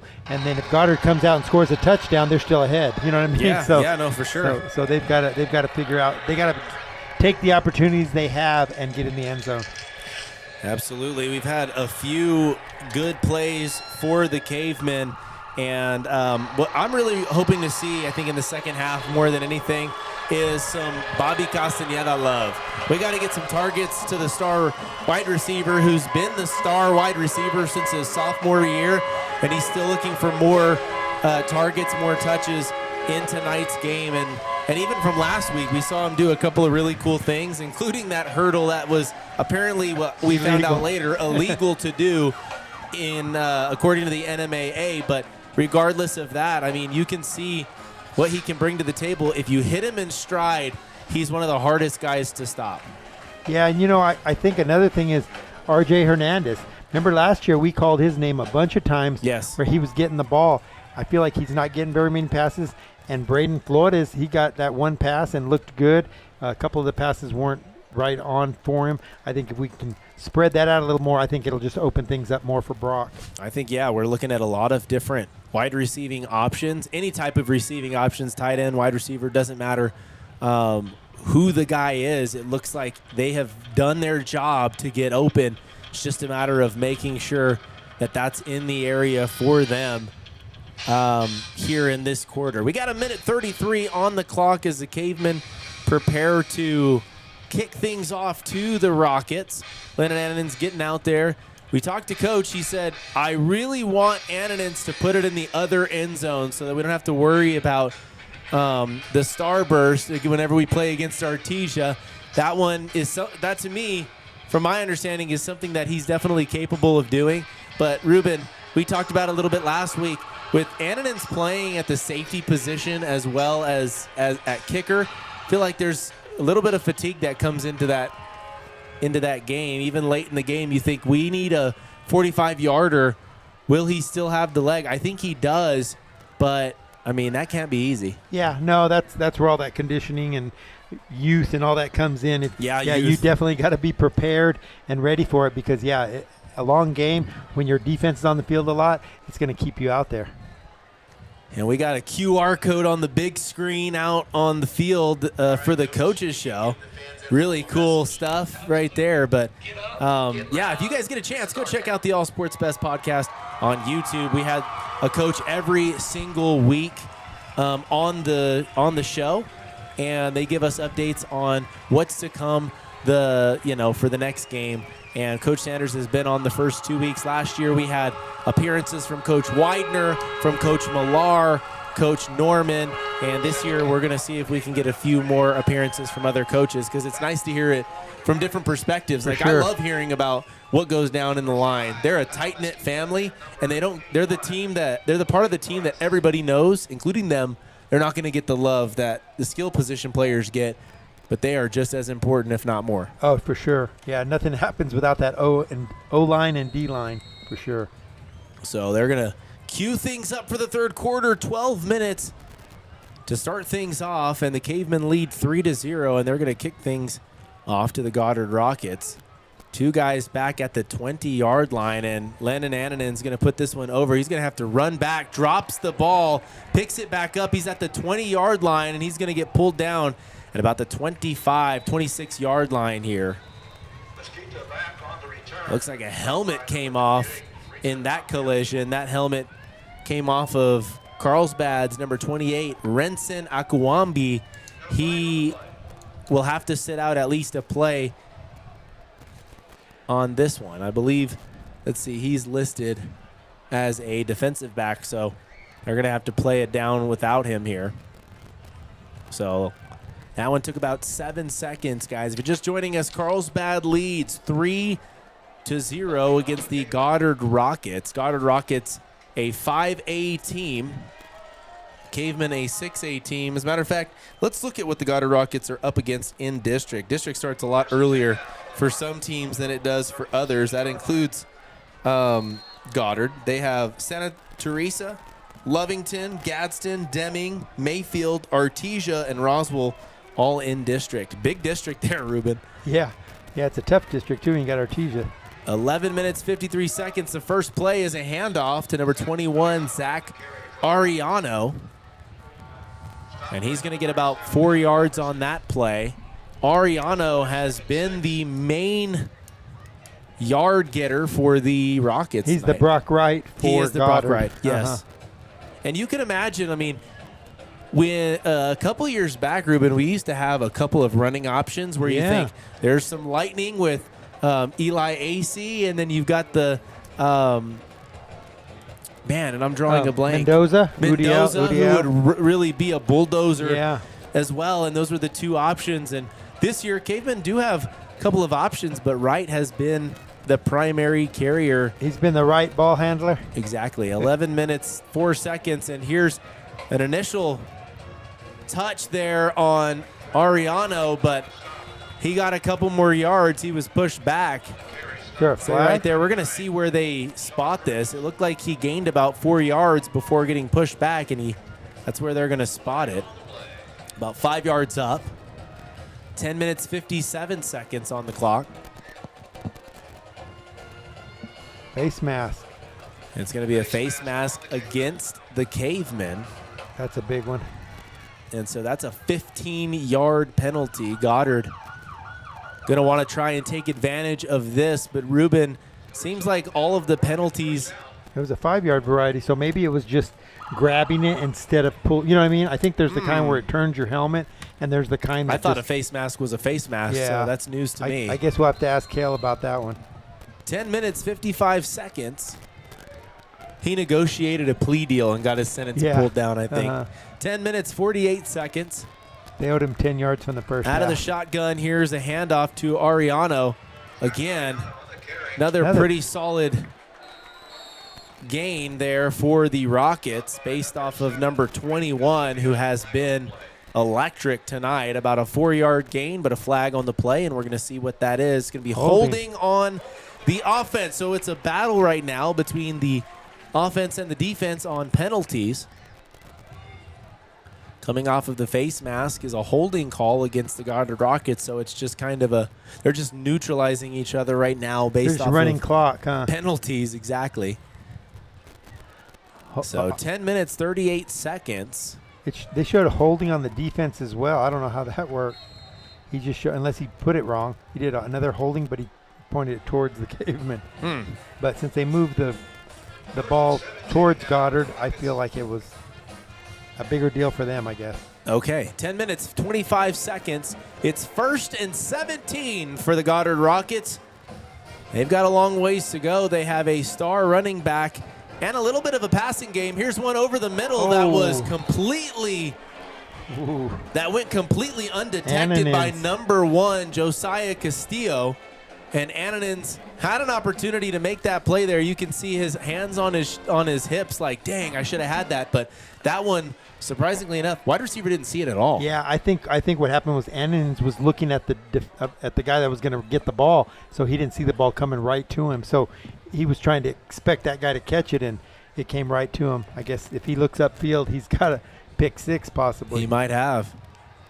10 minutes. He used to be a soccer player, so you know he's probably got some pretty good speed on him. We don't really ever have to see it in action. 10 minutes, 12 seconds. Here's the snap. They hand this one off. New talent there getting the ball, and it's not going to work out well. That's about a 7-yard loss there on the Rockets. That ball went to number 5, Kyle Mesquita. And Ruben, they have consistently gone to number 21, Ariano. And this time they thought, let's switch it up. We're going to change things around, and it did not. It kind of bit them on that play. Yeah, it's third and what do they have? 25, third and 25. So to me, I would say probably a pass play, but not. I don't know, mate. I mean, not for sure, but possibly. 9 minutes, 30 seconds on the clock. I would imagine a pass play is in the works here, but at the same time, we've seen them go. They've leaned heavily towards the middle on passes, and they've put themselves in some tough spots, and it looks like a timeout there for Goddard. Guys, we're going to be back here in just a moment. This break brought to you by Capitan Energy, Genesis Endeavors, and La Tienda Thriftway.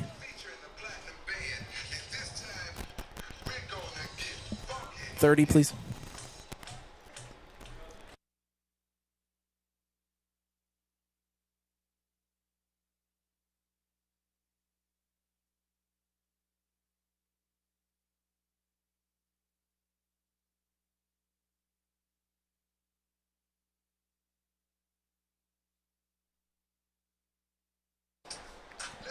So what do you think about Micah Parsons?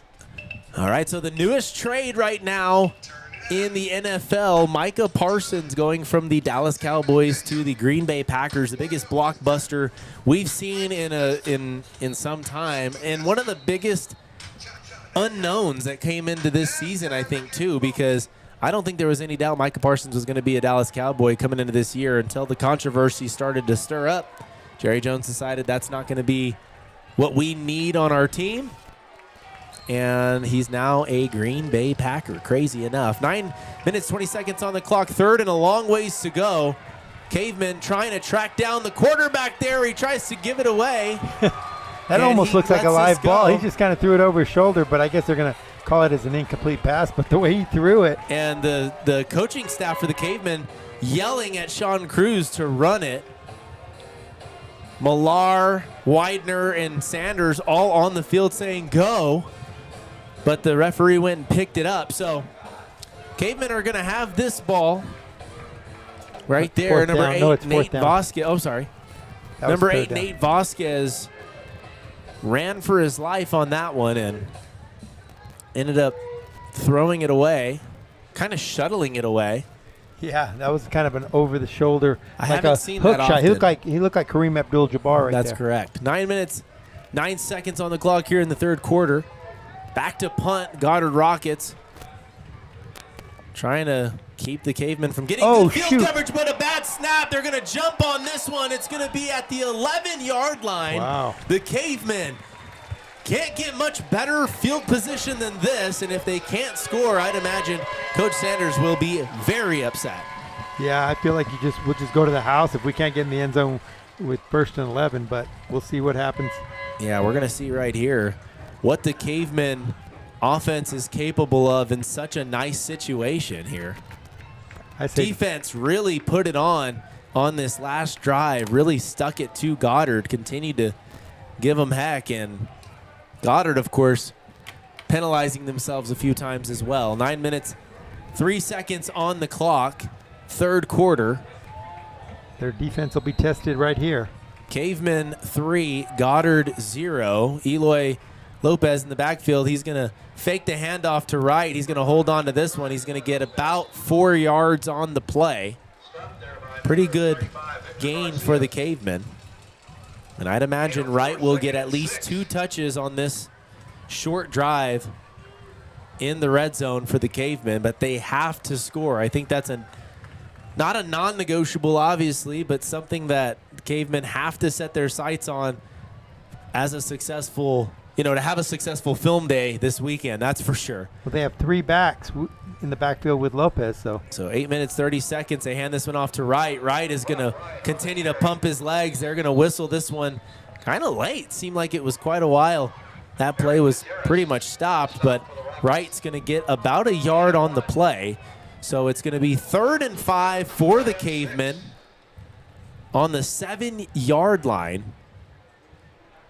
Can they make it work here in such close range? They've got weapons, but Goddard has done a really good job of stopping the run close in the red zone. But Cavemen have resorted to the passing game a little bit here and there. Evan Leos on the left side, out wide. They hand this one off to Wright. Wright really goes into contact there, and he's going to get about a yard gain for the Cavemen. So Goddard really doing a great stand here. Defensive stand. 7 minutes, 30 seconds on the clock here in the third quarter. 4th and 4 here on the 6-yard line. Yeah, I feel like right now the way they're moving the ball that you almost want to go for 3 just to get the points. But like we said a while ago, at the same time, all Goddard has to do is score a touchdown and they got the lead. So exactly, it's a big decision right now for Coach Sanders. It is. So a timeout is a smart move. We're going to take a break and be right back, folks. This break brought to you by Eddy County HR, Triple T's Lining, Devon Energy, and BES Supply Store, folks.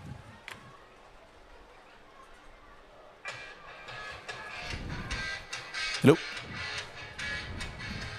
All right, so Ruben, again, well, we're not seeing as many cars leave through the parking lot. I think that's one of the things that if you can keep the Cavemen team from looking out into the parking lot on nights like we saw against Artesia, I think that does more help than harm. I think that's one of the things that's tough about taking a loss like that last weekend. Yeah. Was seeing the cars leave, and it was a lot of them at a time trying to beat traffic, but kind of what it says is, as fans, we're giving up, right? Yeah, and so we've lost this game, and we're going to beat the traffic, so it doesn't matter what happens at the end. So tonight, the Cavemen putting up a fight here, really in a tough battle with the Goddard team that they handled pretty well last year. Matter of fact, the score last year between the Cavemen and the Rockets, 45-22. The Cavemen ran away with that one pretty easily. Lopez here on a 4th down situation. Wright goes out to the right. They do an option, and it's going to be a pass into the end zone. A catch from Bobby Casaneva. A trick play they cooked up there. Yeah, that looked really nice, really easy, and worked perfect. So Lopez pitched it back to Wright. It looked like it was going to be just an option play, and then he tossed it over to Bobby Casaneda with the surefire hands, and he made that catch, reeled it in for 6, and the Cavemen now up 9-0 over the Goddard Rockets here in the third quarter. And now Annanen's back to hit the extra point. The ball is down, the kick is up, and the kick is good. Another point on the board for the Cavemen, 10-0. Cavemen now no comfort there, that's for sure, but definitely kind of breaking the seal on a touchdown here tonight. Giving them a lot of confidence, knowing that they can have at least a little bit of cushion and they can make a pass play, even if it was the running back that made the pass. So here they did, like you said, they went with a passing play. It was not from the quarterback, and it worked out. No, so it is 10-0. Cavemen set to kick things off here in the third quarter. And right there on that very, very short drive, still quite a bit of a tough time the Cavemen had getting that over. But that play was just enough to break the ice on the play, and I think it was kind of like working out. I think it was kind of like we talked about earlier, where Eloy had the option, and then he pitched it to his running back, and I think the defensive back gave up on the receiver to go cover him, which makes sense, and he was wide open. So absolutely, it was designed and worked perfect. So a big shout out to the video production team putting up all the graphics on the video board tonight. A cool feature, a nice added feature. We've got a few gentlemen taking care of the lighting system as well, which is a big part of the show tonight. Wow, deep kick into the end zone, and Goddard's has their kick returners on around the 15-yard line, 10-yard line. He ran back and made a play over the shoulder and tried to run it back, and they whistled it down. If you go into the end zone, if you touch the end zone, you are going to do a touchback, I guess.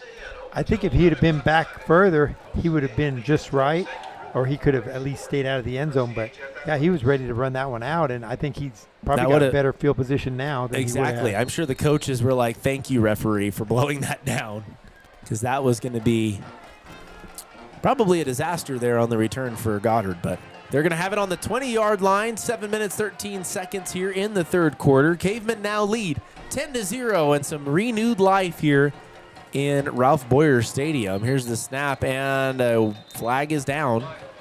Whistle blows the play dead, and it's going to be a false start on the Rockets. Rockets continuing to penalize themselves, or as they say, shoot themselves in the foot. It's going to make it tough on their offense when they have that many penalties. Ruben, we had expected a cleaner game than this in terms of penalties. Arturo Bolaños in his second year as head coach for the Goddard Rockets. Good friends with Carlsbad Cavemen head coach Cale Sanders. They have a lot of respect for each other, as we were told. So right there, a nice run by number 21, Arellano. And McKibben is down on the ground right now. Looked like he was just waiting for people to get off of him. It seemed like he was down, but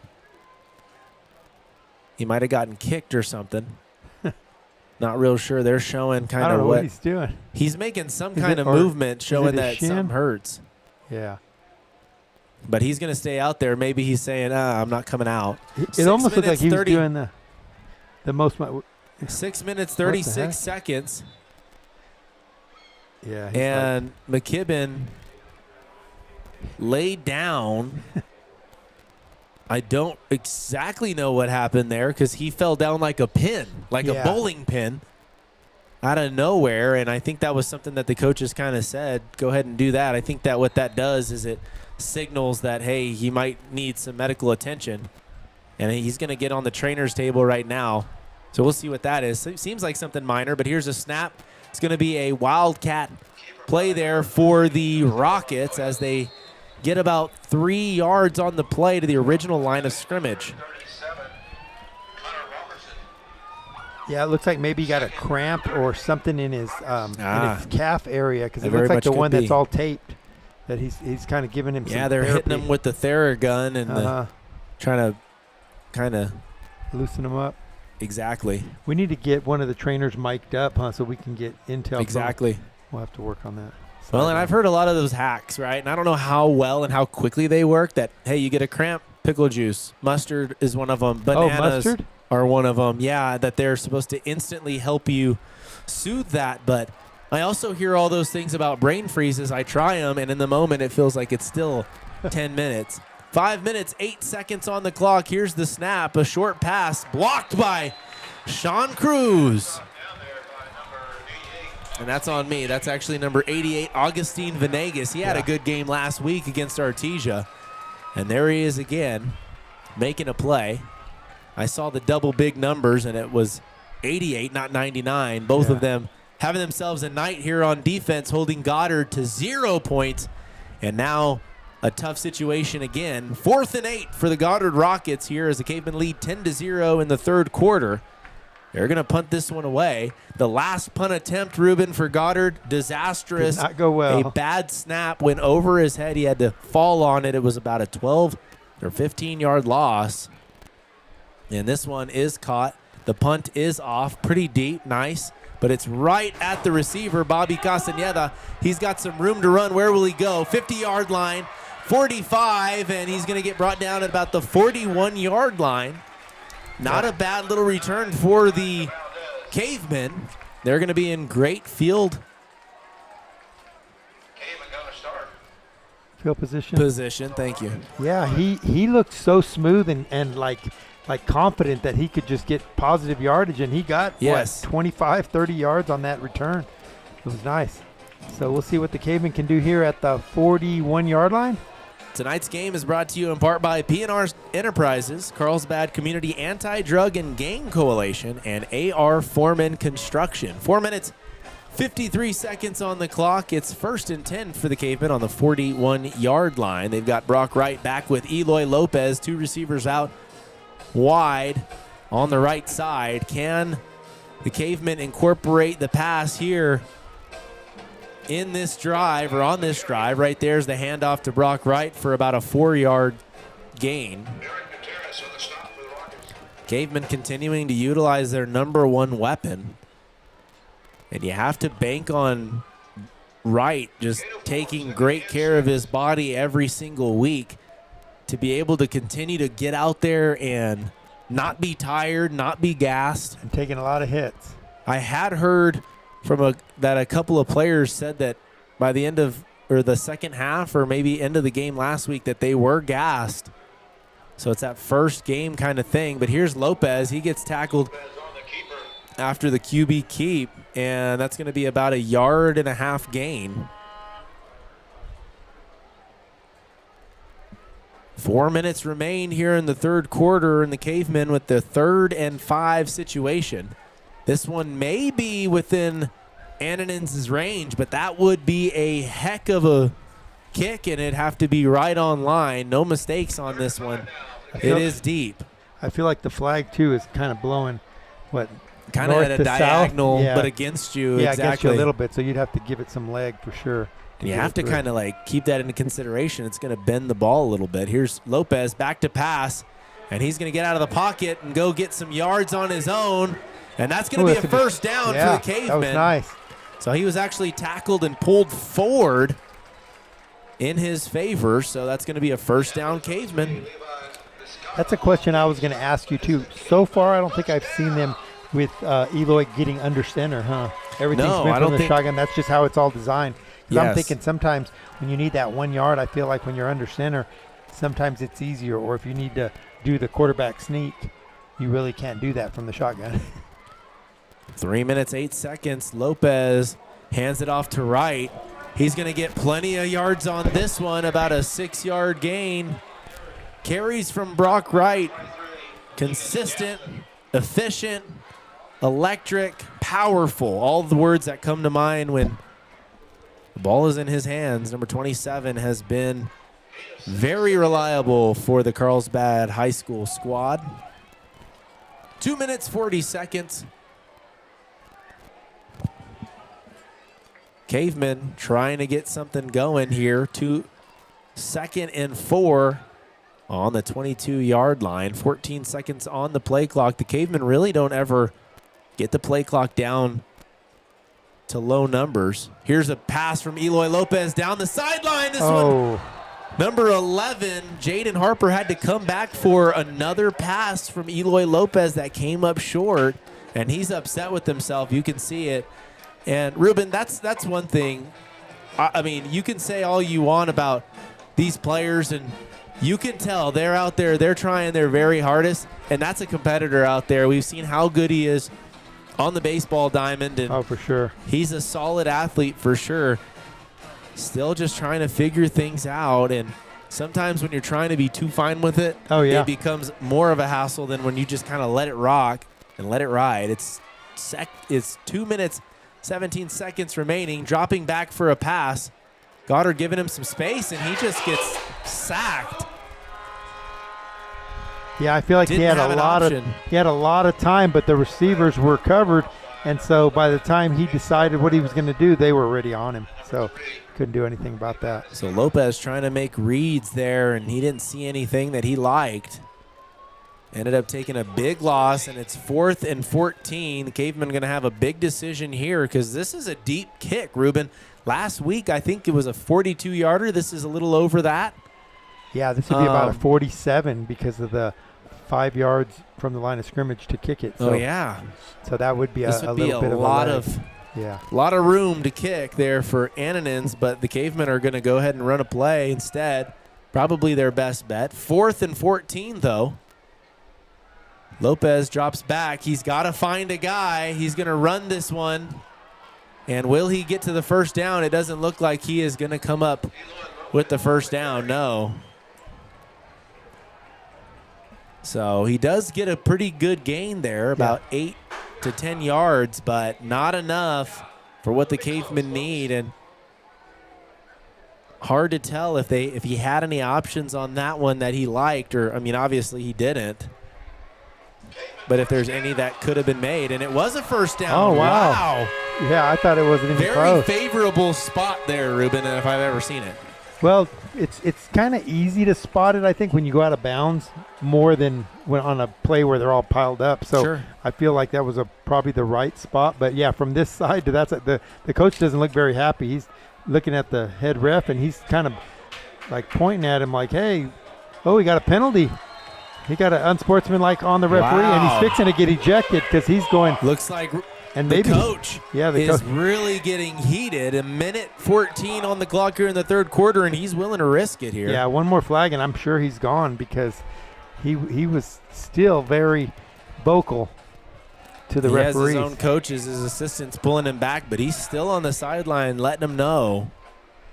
Yeah, maybe that's what he needs to get his team fired up. You know what I mean? Maybe, but they did not like the way that went down, Ruben, from our angle. Not a great angle here on our side of the field from where we can see it. Did not seem like Lopez got to the first down. Yeah, it was probably right at the 20, and it looks like they're spotted at about, what, the 18 and a half? Yeah. Something like that. So, yeah, it was.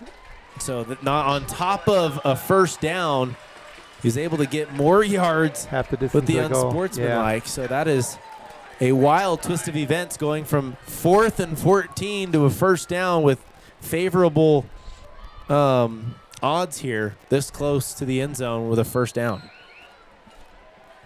Yeah, I almost feel like the coach was trying to get ejected just because he wanted to give a statement to his team, like, you know what, guys, I'm fighting for you. So here's another Brock Wright. All right, so Brock Wright still up, and he finally gets pulled down, but only a couple of yards gain there. No, just maybe a yard. Yeah, maybe a yard on that play, so it makes it 2nd and 7 on the 7-yard line. So we're looking at basically a goal line stand here for Goddard. The last play, the only play that has gotten a Caveman touchdown was a trick play. Nice pass from Brock Wright to Bobby Castañeda. Will they think about that play again? It looks like Wright ran into Lopez. Lopez going to take this one in for a touchdown. Yeah, that was nice. Cavemen score again, and this one by the legs of Eloy Lopez. Yeah, I don't know what happened on that play, but they kind of ran into each other. I almost feel like Brock Wright was supposed to get that ball. Yeah. And he decided, you know what, I think I see something else, and he decided to keep it. Not really sure on that one, but we'll definitely have to ask about it later. 24 seconds on the clock. Well, I kind of think the way they ran into each other, like they were too close to hand it off. You know what I mean? Maybe. So somebody was in the wrong lane, I think. So here's the nice fake kick, and they're going to get it to Ananins. Ananins not going to be enough. He reached out, and he came up short about a couple of inches, but it looks like there's an injury on that play. And it could be McKibben, possibly. Yeah, that's what I'm thinking. It looks like it the is. Lead blocker on that one. But Ananins actually looked pretty speedy on that. Yeah, he's got some speed. He's athletic. He got real close to the goal line, maybe a yard short. Right. And that was a smooth handoff right there, too. Look, the coach for Goddard is going back to see the referee. He's like, I think right now, if he's going out there to argue with the referee during an injury, I don't know how good of a look that is. Yeah, or maybe he's apologizing. Hey, sorry, ref. You know what I mean? Yeah, we're going to be right back, folks, here in just a moment. A quick timeout break, and we'll be back here shortly. This break brought to you by The Laundry Basket, B&B Welding, and XL Energy. Stick around.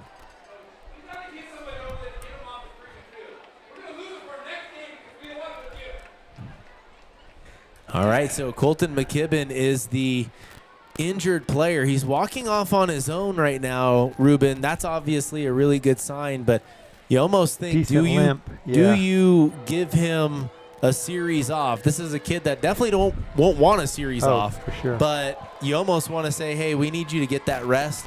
Just make sure we evaluate you 100%. But we'll see what the training staff decides on here. We can hear the offensive coordinators and other coaches downstairs for the Rockets not very happy with their coach being out on the field, possibly putting their team in jeopardy of another penalty. Well, I feel like, too, with McKibben out there on the field as much as he is, they're going after him. You know what I mean? Like somebody might have put a helmet into his calf or something. You know what I mean? Just trying to injure him or at least get him out of the game for a minute because he's a big weapon for this team. 24 seconds on the clock. All right, and here is the kickoff from the Cavemen. And Goddard going to take this one, 20-yard line, 30-yard line. Going to get brought down at about the 36-yard line here.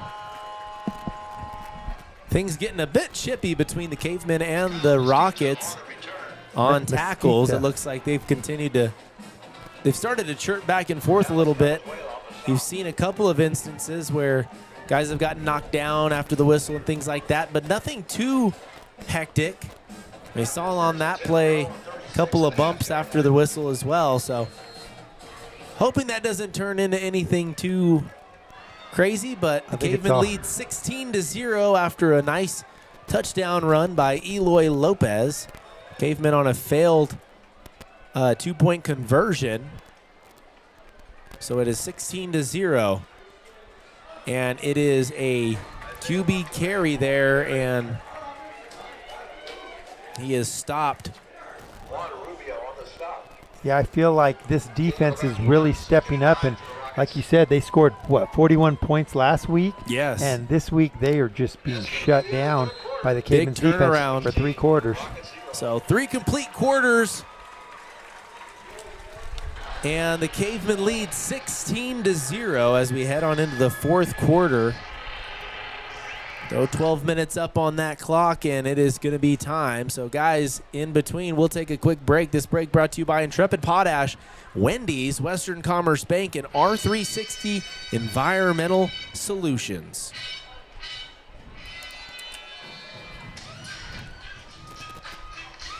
All right, guys, for those of you watching online, we appreciate it, guys. Hit that subscribe button for All Sports Best. We'd really appreciate it. And we have the latest podcast up for you every single week, giving you insight on the Cavemen from Coach Cale Sanders himself, addressing everything from social media drama to the locker room and how the Cavemen handle things week to week, where their focuses are, and more. So a lot of great content included in those. This last podcast brought to you by J.S. Wardenson and hosted in the field house this time around in the film room, which is by far the coolest film room I've ever been in, especially in an athletic program, and nonetheless at the high school level. So we're going to start things off here. The first play of the game, or first play of the fourth quarter from Goddard. It looks like almost forced a fumble. That was a nice tackle laid by number 46, Juan Rubio. Yeah, so the Cavemen putting it at 3rd and 10 for the Rockets, really smothering them tonight, Ruben. Yeah, that's the second play in a row where Rubio's made the tackle, so he's coming alive.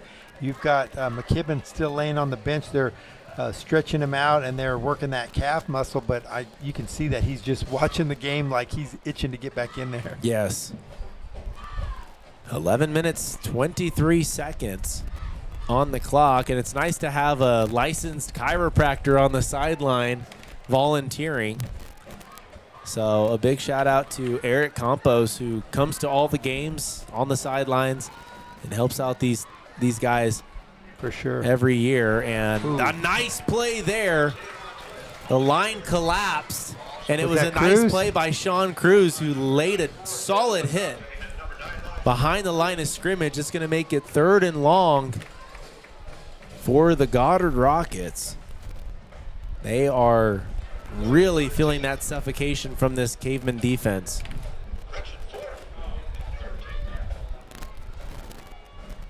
Yeah, you know that with them down 16-0, they're really wanting to do something besides punt. So you're going to have to stay at home a little bit, make sure they don't try to do a fake.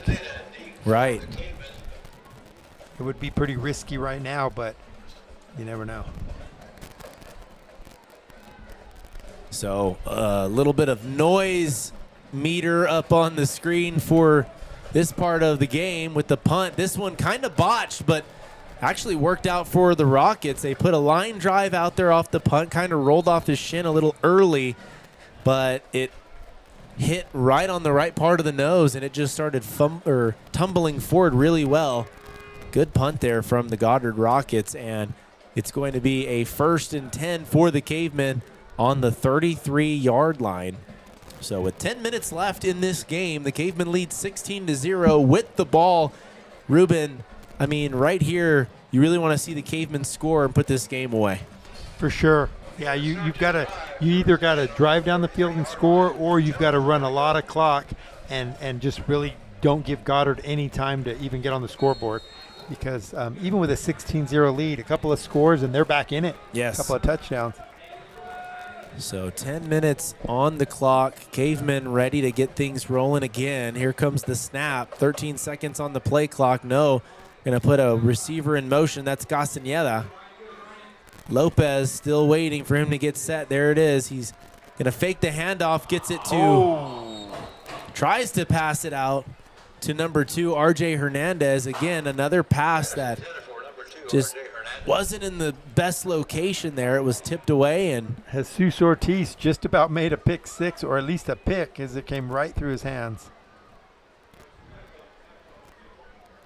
So they'll draw it back up and get ready for a 2nd down. Always the safe play is giving it to Rock Right. So 10 minutes on the clock remain. They just shaved 4 seconds on that last play. They're handing this one off to Wright. He's going to get lots of yards. He's still going. 5 guys trying to take this That's a first down. And he's going to get a 1st down. So he got about 11 yards on that play, Ruben, and he had the whole city of Roswell on his back. Yeah, even the coach was out there trying to tackle him. He probably got, 5 to 6 yards after contact, after 9 guys were holding him. Easily. And that is not an easy thing to do. That's like resistance, like the parachutes plus resistance bands plus weights, trying to run like that. And he just got it done. Bad. I think he felt bad that he just stopped. Just decided to go down. He's like, you know what, I don't want to do this any longer. 9 minutes, 30 seconds on the clock here in the 4th quarter. 1st and 10. Cavemen lead 16-0. The fake handoff to Wright. And Lopez going to get about 6 yards on that run. Ruben, what I noticed on that play that I think stood out on the fake to Rock Wright was he ran that fake like if he had the ball. So he was still looking for guys to hit, still looking for guys to run over. And, I mean, if I was down there, you could have convinced me. Lopez must have done something because he's on the sideline right now. So you've got the backup quarterback in there. So right now, number 14, Marley Munoz taking over at quarterback at 2nd and 3. Lopez looks like he might have hurt his left hand. Looks like a bad snap, and Munoz is going to jump on it. That's going to be a big loss for the Cavemen, about an 18-yard loss. Wow. That's tough right there, especially coming off of 2nd and 3, Ruben. Yeah, for sure. I mean, you got a nervous quarterback coming in there taking over, but yeah, the snap was a little bit off, and a combination. He tried of the to go two, and pick it up instead of just falling on it, so it cost him a little bit more. So 8 and 12. We'd all like to think that we're really, really good athletes, and even the best athletes, it's hard to get a football. You can't. It's not a basketball or a baseball where you know it's going to roll true. Yeah. It is going to be a little bit unpredictable. 7 minutes, 56 seconds. Munoz back to pass. He's going to get hit, but he stays up. He's going to run this one out a little bit. He's got some room to go.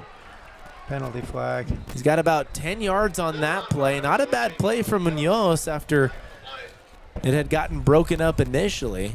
Might be a holding call. The initial contact, but it's going to be a flag on the play. We'll see what the main referee has to say here, the official call. No. 7 minutes, 44 seconds on the clock. It was 3rd and 22.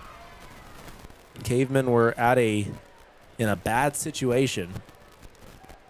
Munoz tried to give them a little bit better of field position, but they pick up the flag. What's it going to be? Still no call here. It's going to be a face mask on, offsetting face masks from Goddard and Carlsbad. So neither of them will move at all because they both did it. But it brings the ball back down and over. So now you got Lopez back in the game, so he's okay. They're 3rd and 22 here. So another shot at it. Back to pass. Here's Lopez, gets it to Castañeda. That one was dropped right in the hands of Castañeda, exactly where you want it. And Lopez finally puts it exactly where he wants it to be, and it ends up getting dropped there. So nothing you can do about that one. 16-0, the Cavemen lead, and they're going to punt this one off. They are able to eat some clock away for sure. The Rockets still not out of this game, though, Ruben. A touchdown and a 2-point conversion can cut down half of the lead. And here's a bad snap over Evan Leos. He's going to pick it up and try and run it, and he throws it away. Well, at least it you goes back. never see that. It goes back to the line of scrimmage, but then there's going to be a penalty, so it's probably going to end up close to the 20 on that play. Yeah, I thought he would still try to punt it. You know what I mean? On the run a little bit. Of course, you got pressure. Me too. I would say try to get at least a little bit. Well, the worst thing you could do is try and punt it and it be right in front of somebody too. So it's probably something you think about. That's tough. We need to do a virtual reality football game and get ourselves in those situations, see what it's like. Be kind of fun. Yeah, I don't know. Oh, look at that. How far back. Intentional grounding. So they're going to do it at the spot of the foul.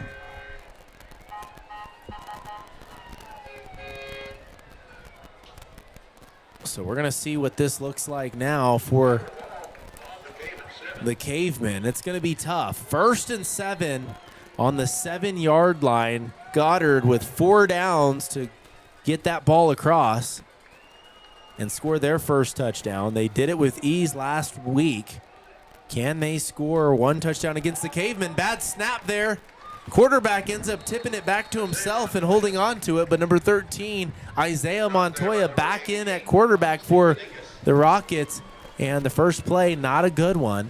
Yeah, they were lucky. Back 3 yards. They were lucky. If it gone another 6 inches over where it did, it had gone over his head, and they would have lost a lot of yards. So he kind of tipped it, like he said, to himself and kept him in the hunt, kept him close. What is it? 2nd and goal from the 10 now.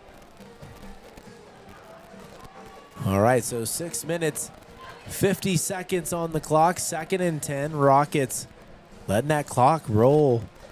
10 seconds on the play clock. They're still getting to the line of scrimmage. 7 seconds on the play clock. They're letting time eat away. And Montoya gets it, and he's going to hold on to it here. Takes it about 2 yards for the Rockets, and he stops. So it's going to make it 3rd and 7, basically back to where they started on this drive. And the Rockets might come up with a trick play of their own here just to get something to break up what the Cavemen defense have been able to do, which is make stops tonight. What I'm kind of surprised about, Trey, is that they're taking so much time. You know what I mean? There's 6 minutes left in the game. They're down 16-0. Yeah, they're driving. They're right there close, but they've got to get in that end zone and make something happen quick. Absolutely. 5 minutes, 50 seconds, 16-0. The Cavemen lead. They want to make a stop, putting up a 0. I'd imagine steak dinners for the defense or something if they can make that happen. And it looks like a pass into the back of the end zone. It's a no catch, an incomplete pass. And that was Nate Vasquez in the pass, the quarterback on that one. So they're just switching around quarterbacks. And that one was defended by number 7 and number 3 for the Cavemen. That's Lennon Ananins and Drake Escamilla. Good job there for the Cavemen defense to make sure they didn't make that play. It's 4th and 7, Ruben. I'd imagine another passing play here is in order, but the Cavemen got to cover all of their bases. It's 5 minutes, 36 seconds on the clock here. A stop basically ends this game, Ruben, I'd imagine. With 5 minutes left, I think, yeah, we'd definitely be in the driver's seat to finish this off, but they've still got to make the stop. So here we go. The snap, the pass. Oh, that's way short. Intended up the middle. And it is not going to work out for the Rockets. Cavemen get a turnover on downs. Yeah. The defense came out ready to rock tonight, Ruben. 16 points on offense, but a solid fat 0 up. That defense is to thank for that one. Yeah, for them to be able to stop them at the 7-yard line on 4 downs, that's saying something right there. They got something to be proud of tonight. Wow, 5 minutes, 32 seconds. The Cavemen will be in no hurry in the rest of this quarter. I would imagine there will be a handoff to Brock Wright, and the Cavemen will let play clock roll. Try and run down some clock, but also try and run some plays as well. So we'll see kind of what the tactic is here. Brock Wright with a lot of room there. A lot of players there, but a lot of room. And Wright looked like he got up right away and then went back down to his knees. He wasn't hit in the head, it seemed like, but looked like it might have been something on the lower extremity maybe. But he's running off just fine. Took his helmet off, so might have gotten some type of stinger or something. I'm not real sure. It looks like Steven Lopez is in there to take his place for right now, at least for the one play. 5 minutes, 9 seconds. Cavemen lead 16-0. It's 1st and 10. Great run by Brock Wright to give the Cavemen some cushion, not up against the end zone. Lopez with a pass over the middle. He's going to get a pass interference for sure. Oh, that's definitely got. Wow, no flag on that play, and every single ridiculous. Caveman fan, staff, and player is yelling for that one. You know Bobby Castañeda is going to get wide open for that play if he's not absolutely pulled down. Tripped up, pulled down, shoved. Wow. There was 3 defenders on him, and there was no way. A no call there. Coach Sanders keeping his composure, though. I think he's looking at the scoreboard thinking, hey, it's okay. We're in a good position. Let's keep running clock. I think if I'm a coach, though, I think I still get pretty heated about something like that. You're taking away from a player that could have had, a big play there, add to his stat line, maybe do something good for college scouts and stuff. And here's Lopez holding on to it off the fake handoff. If nothing else on that run, he's running clock. You know what I mean? Right. With the pass play, reception. You don't have a reception, you're stopping the clock. But on the run play, it's just going to keep running unless they call a timeout. So 34 seconds on the play clock, and it's 4 minutes and 26 seconds on the game clock. So Cavemen really going to walk away with this one. They didn't run away with it. They scored a total of 3 points in the first half, where this could be a totally different ball game. And the defense just relentless tonight for the Cavemen in all white for the whiteout event here. Here's a bad snap, and this might be 6 points for the Rockets. No, they're going to run and jump on this one. It's going to put it at the 4-yard line for the Rockets. For sure. So the snap right there killed the Cavemen's chances of putting up a 0. I mean, there's still a chance there, but it's not looking good now with 4 downs within 5 yards of the end zone. So Goddard, if they can't score here, they're really having a tough night against the Caveman defense. Yeah, they definitely have a great chance of scoring. And now even with 4 minutes left, an onside kick and the possession of the ball, they've still got another chance. So the defense is going to have to come up big one more time to keep them out of the end zone. Right exactly on the 5-yard line. 4 minutes exactly remain on 1st and 5-yard line. 16-0. Cavemen trying to keep that slate clean on the defense. So Goddard Rockets take a timeout. They want to compose themselves for their opportunity to score here. Ruben, this game is still not 100% out of question. If the Rockets are able to score here, find a way to get the ball back off the kickoff or something, it could be dangerous. Yeah, that's for sure. That's it.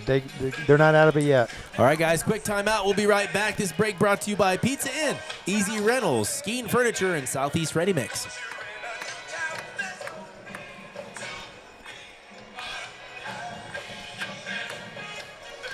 Yeah, I'll be real surprised if they don't get in the end zone. Right, no, 100%. This is 100% ideal, too, for this Goddard squad. They had a running back tonight that really was able to pick up yardage at will in the first half, but they just could not put it together enough for him to score, even get a field goal. But I don't know if Zach Ariano's been hurt or just hasn't been the same here as of late, because we haven't seen him get yardage when close to the end zone. And here's an opportunity for the Rockets to score, and they get into the end zone. That was number 13, Isaiah Montoya. So he took the snap there. The Goddard Rockets quarterback situation still up in the air, apparently, from tonight. Both quarterbacks getting about half the snaps each. Going for two right here? Oh, I think you have to. I mean, you have to, 100%. So, yeah, because that's only two scores. And two. All right, guys, it's 16-6 now on your welcome back on the radio. The Rockets able to score in the first play off of the botched snap and the turnover or the fumble from the Cavemen. So Rockets score. This is still a ball game because it's 6-6, and the Rockets are going for two. If they go for two, they'll be within one score of the Cavemen, and that is 100% doable. So here comes the snap. This one straight to number 13, Isaiah Montoya. And on back-to-back plays, he gets into the end zone. So it is 16-8. We're going to see what tricks the Goddard Rockets have up their sleeves, because this is not over, folks. A 16-0 ball game looked like it was in a really good position, Ruben. We saw that the Cavemen just had to really run clock and get a couple of first downs, and that was going to do it. But a bad snap changed everything, and the defense could not do. I mean, they'd have had to been Superman right there to hold off another Rockets attempt at the goal line within 10 yards. Yeah, you can't give them too many opportunities inside the 10 to not score, to not let them score. So, yeah, onside kick right here is my call, and Cavemen just have to have their good hands people. What is it, the All-State people? The all-hands team. Yeah, put the ball down and have good field position. So we're going to see who's in the front.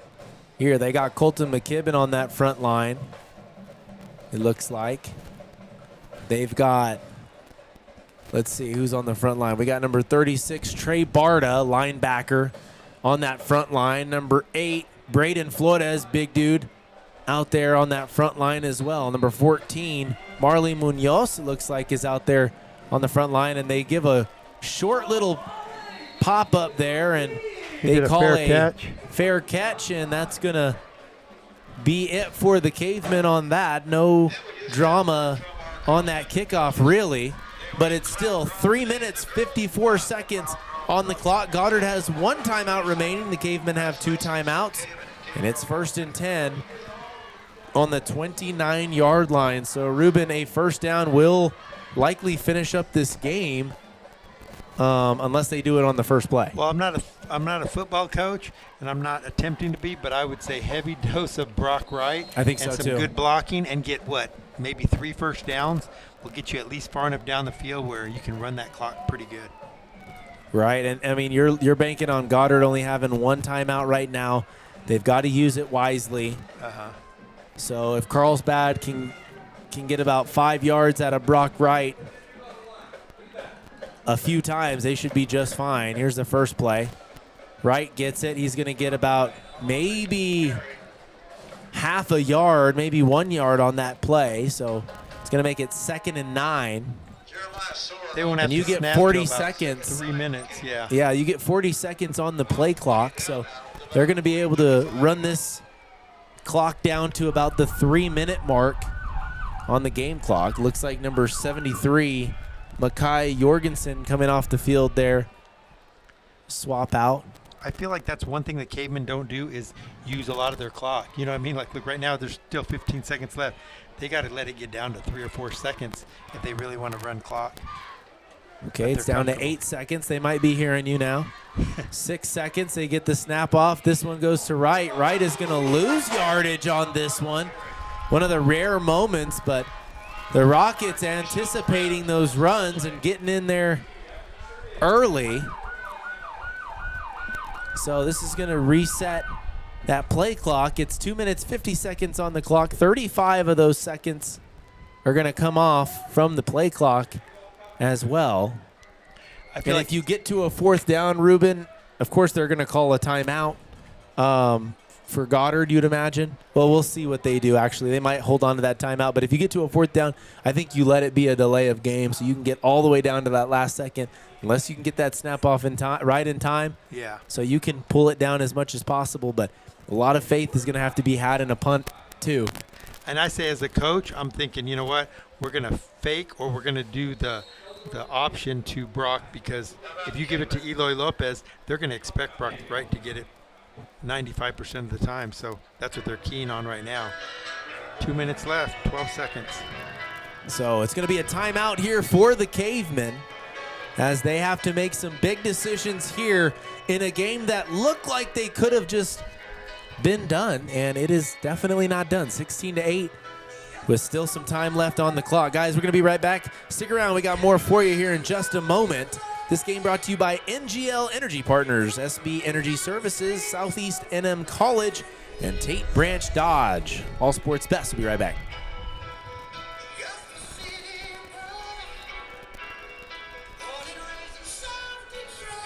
Hey, guys. We appreciate you for listening here on Facebook, on YouTube, wherever it is that you're listening or watching from. We do definitely appreciate the support of Cavemen and Cave Girl Athletics, and of course of All Sports Best. If you get a chance, hit that subscribe button over on YouTube. It goes a long way. We're trying to approach the 2,000 subscriber mark, and your help could be a part of that journey as we approach it. So 2 minutes, 12 seconds on the clock. 3rd and 13 for the Cavemen. Here's the snap. This is a handoff. No, a fake to Brock Wright. They get it over to Castaneda.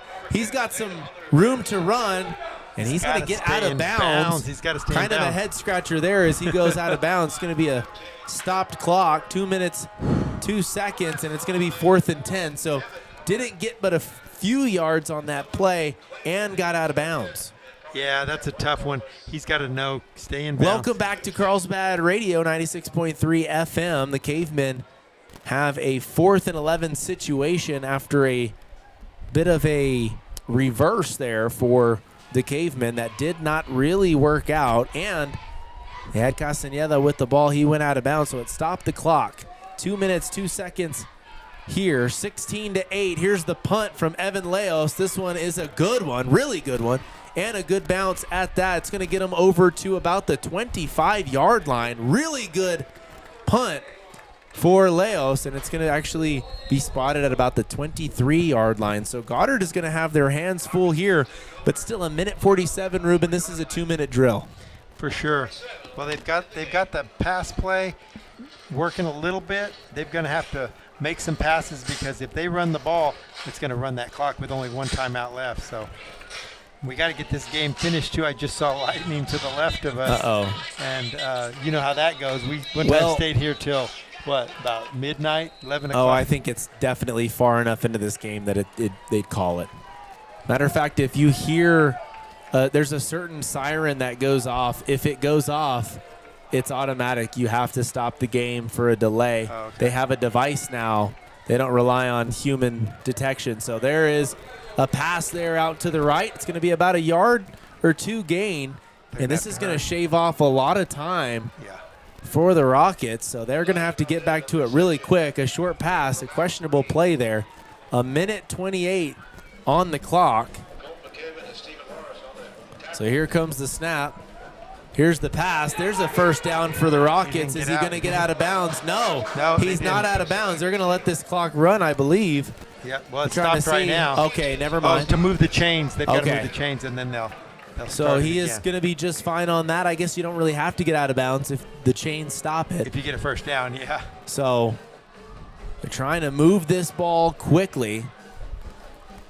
Quarterback running back and forth still.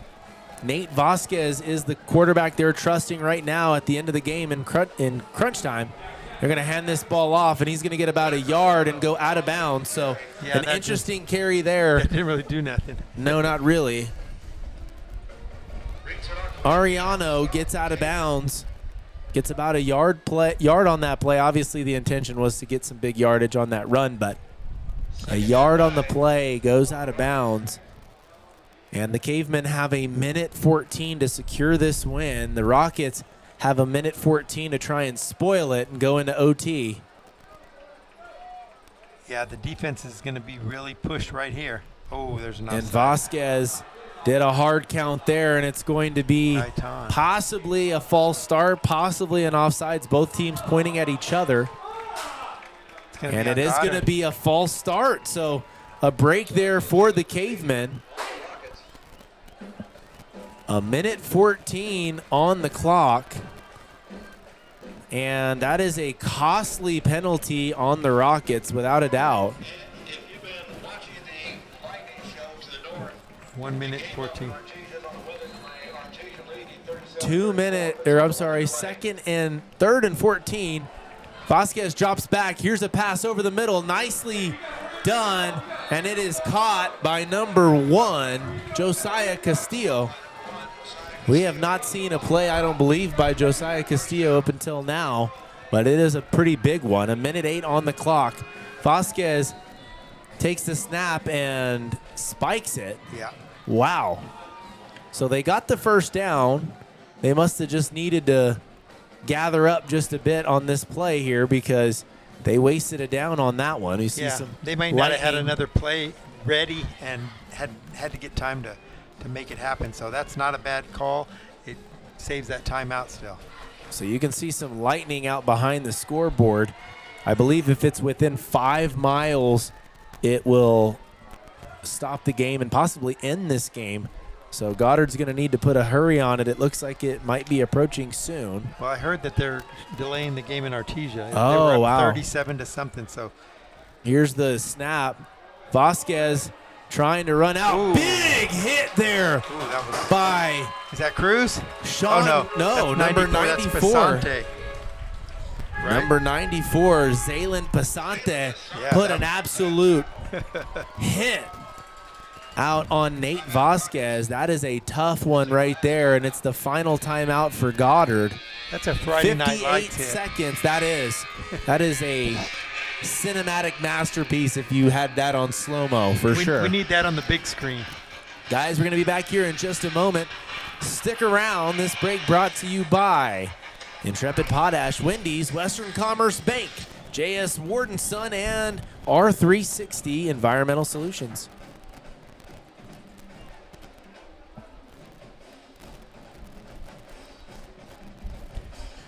All right, guys, so the Cavemen have 58 seconds remaining on defense. They've got to use every last bit of their energy, leave it all out there on the field as the Rockets try and put together an unlikely comeback in the final seconds of this game. They're under a minute, and they've done a good job on this drive, but they've got a long ways to go. 55 yards to that end zone.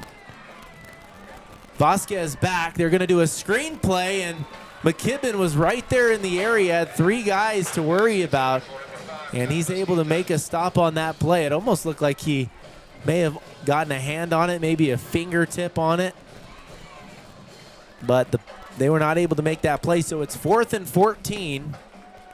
The Rockets on 4th and 14 trying to make one big last play. This is a no-risk kind of play because they're down by 8. You just got to go for it. Well, you got to get the first down with 54 seconds left. You got to move the chains, and try to make another play. If they don't make this play, the game is over. Nate Vasquez with the keys to this game here at quarterback. Here comes the snap. He goes into the pocket. Pretty deep pass there. Wide open. It's a one-on-one, and it's caught from Goddard. There's a flag on the play. They're fighting down there. And they're scrapping down on the floor there between the Cavemen and the Rockets. And the clock will stop until they move the chain. So there is a flag on the play. Looks like Sanders has his hand out like, wait a minute, what's the flag? He's saying it's on them. So okay, it's a personal foul somewhere. That's what I'm guessing.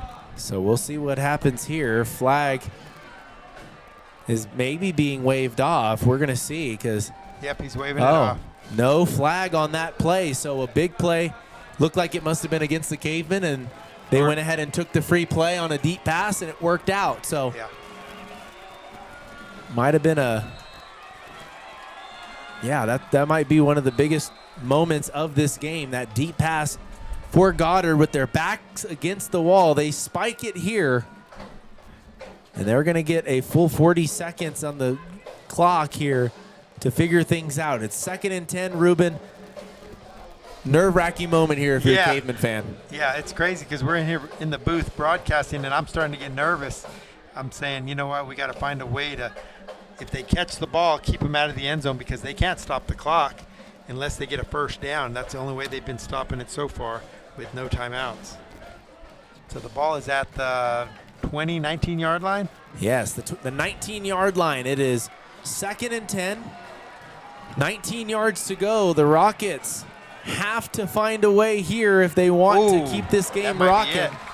And there it is again. Pesante with a big hit.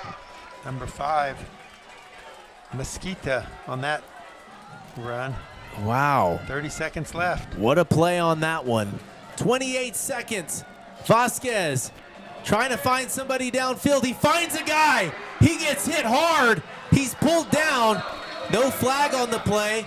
Goddard wants a flag. They might have thought some kind of personal foul, maybe I don't know if they're looking for a face mask or what. We saw a player come in. Start running, but for 20 seconds here on the clock. Now it's running.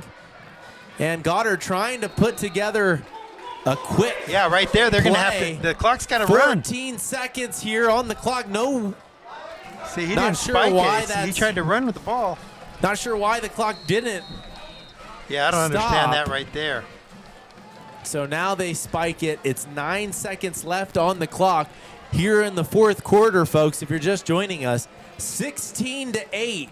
The Cavemen lead, but Goddard knocking on the door of another touchdown, and that would give them an opportunity to do a 2-point conversion and tie things up. See, if I was Coach Sanders, I would have been upset on that one because I felt like on first down, he tried to get positive yards on it. He got stopped. The clock should not have kept running. Stopped. Yeah, game should be over. And then they went 2nd down, and then he spiked it. So I don't understand.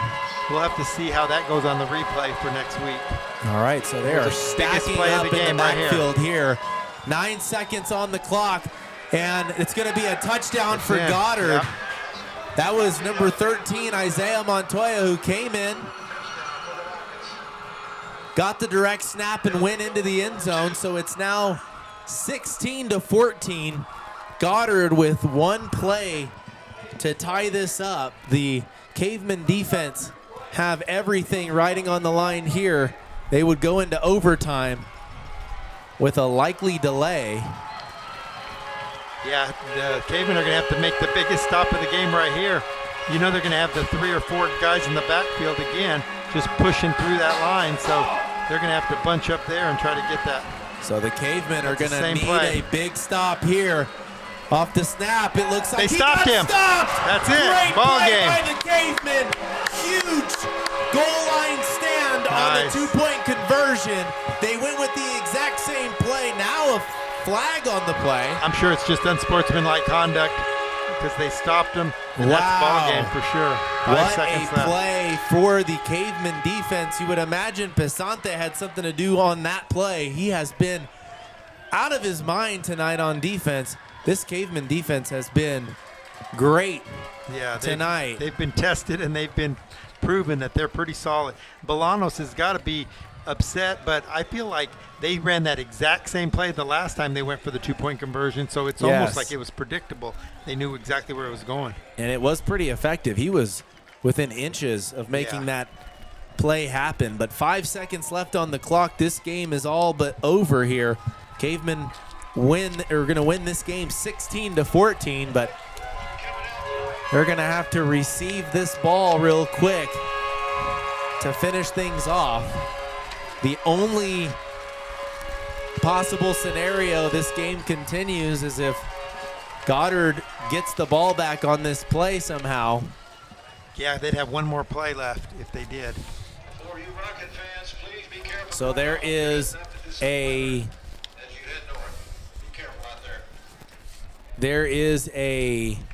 penalty on that last play, like you said, Ruben. It was unsportsmanlike, so Goddard is way back. Yeah, they're kicking from their end zone. So if they're able to get this ball back, they will need a Hail Mary to make it work. We appreciate you guys for tuning in on tonight's game. All Sports Best alongside Red Rocket Media and Carlsbad Radio. On 96.3 FM, you can catch the games, the broadcast that we do all year long. We'll be following the football team on the road as well. Here comes the kick. This one is a squib, and the Cavemen are going to get this one and go down. It's going to shave off 2 seconds of the clock. They'll have to kneel this one and finish off this game, folks. The Carlsbad Cavemen with their first win of the season here on week 2, 16-14. Wow. After a tough loss against the Artesia Bulldogs, the Cavemen even up their record to 500. If you joined us in the second half, what a roller coaster we just went on here for game 2, week 2. It's going to be an interesting interview this week on the Coaches Show. You can find that on All Sports Best YouTube channel, the podcast we bring every week with Coach Sanders, possibly an additional guest, we'll see. But 3 seconds on the clock here, 1st and 10 on the 46, and Eloy Lopez going to take a knee here, and that's going to do it, folks. The Carlsbad Cavemen with their first victory. Throw the lights on. Let's have a party. It is a Caveman victory here in Carlsbad, New Mexico. Folks, thank you guys so much for listening to the show. We'll come back with the post-game wrap-up here in just a moment. Here's a quick break, sponsored by The Laundry Basket, B&B Welding, and XL Energy.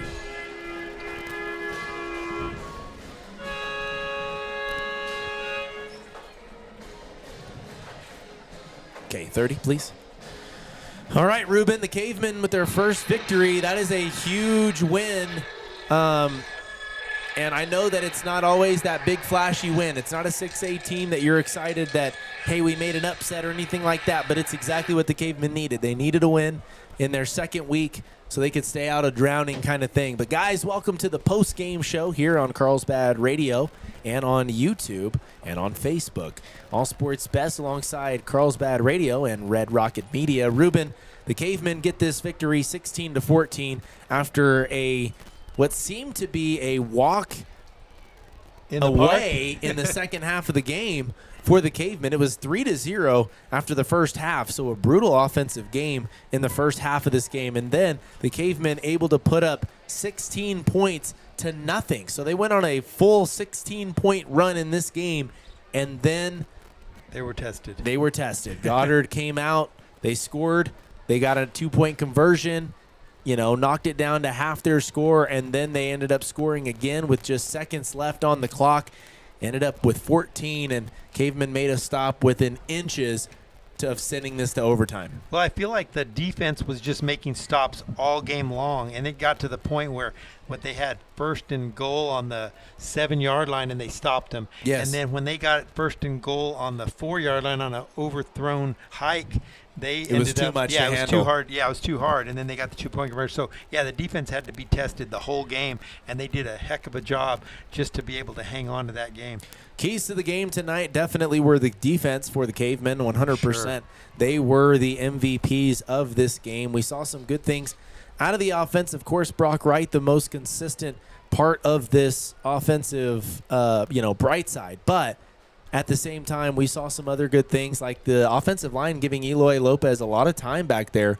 Whether it, ended up with a complete pass or not, the offensive line really kind of holding it down. Oh, yeah, they're solid. And, of course, they're the most unmentioned heroes of Yes. the game usually, and they did a solid job. Yes, they did. I think one of the biggest things that needs to improve going into next week, the snaps. Yeah. There were a lot of mistakes on the snaps that were costly for the Cavemen. I think Munoz lost about 20 yards on a snap that went over his head. There was a couple of other snaps that did the same, including that final one that gave the Goddard Rockets their first score over Eloy Lopez's head. So that's one of the things that the Cavemen will focus on. We'll talk about it in the podcast. Guys, thank you so much for listening to the show right here on Carlsbad Radio or on Facebook or YouTube, wherever you decided to tune in. And we'll see you next week as the Cavemen travel to Lovington to play the Lovington Wildcats, another 5A team on the schedule before heading up to the 6A Cibola on the following Thursday. Guys,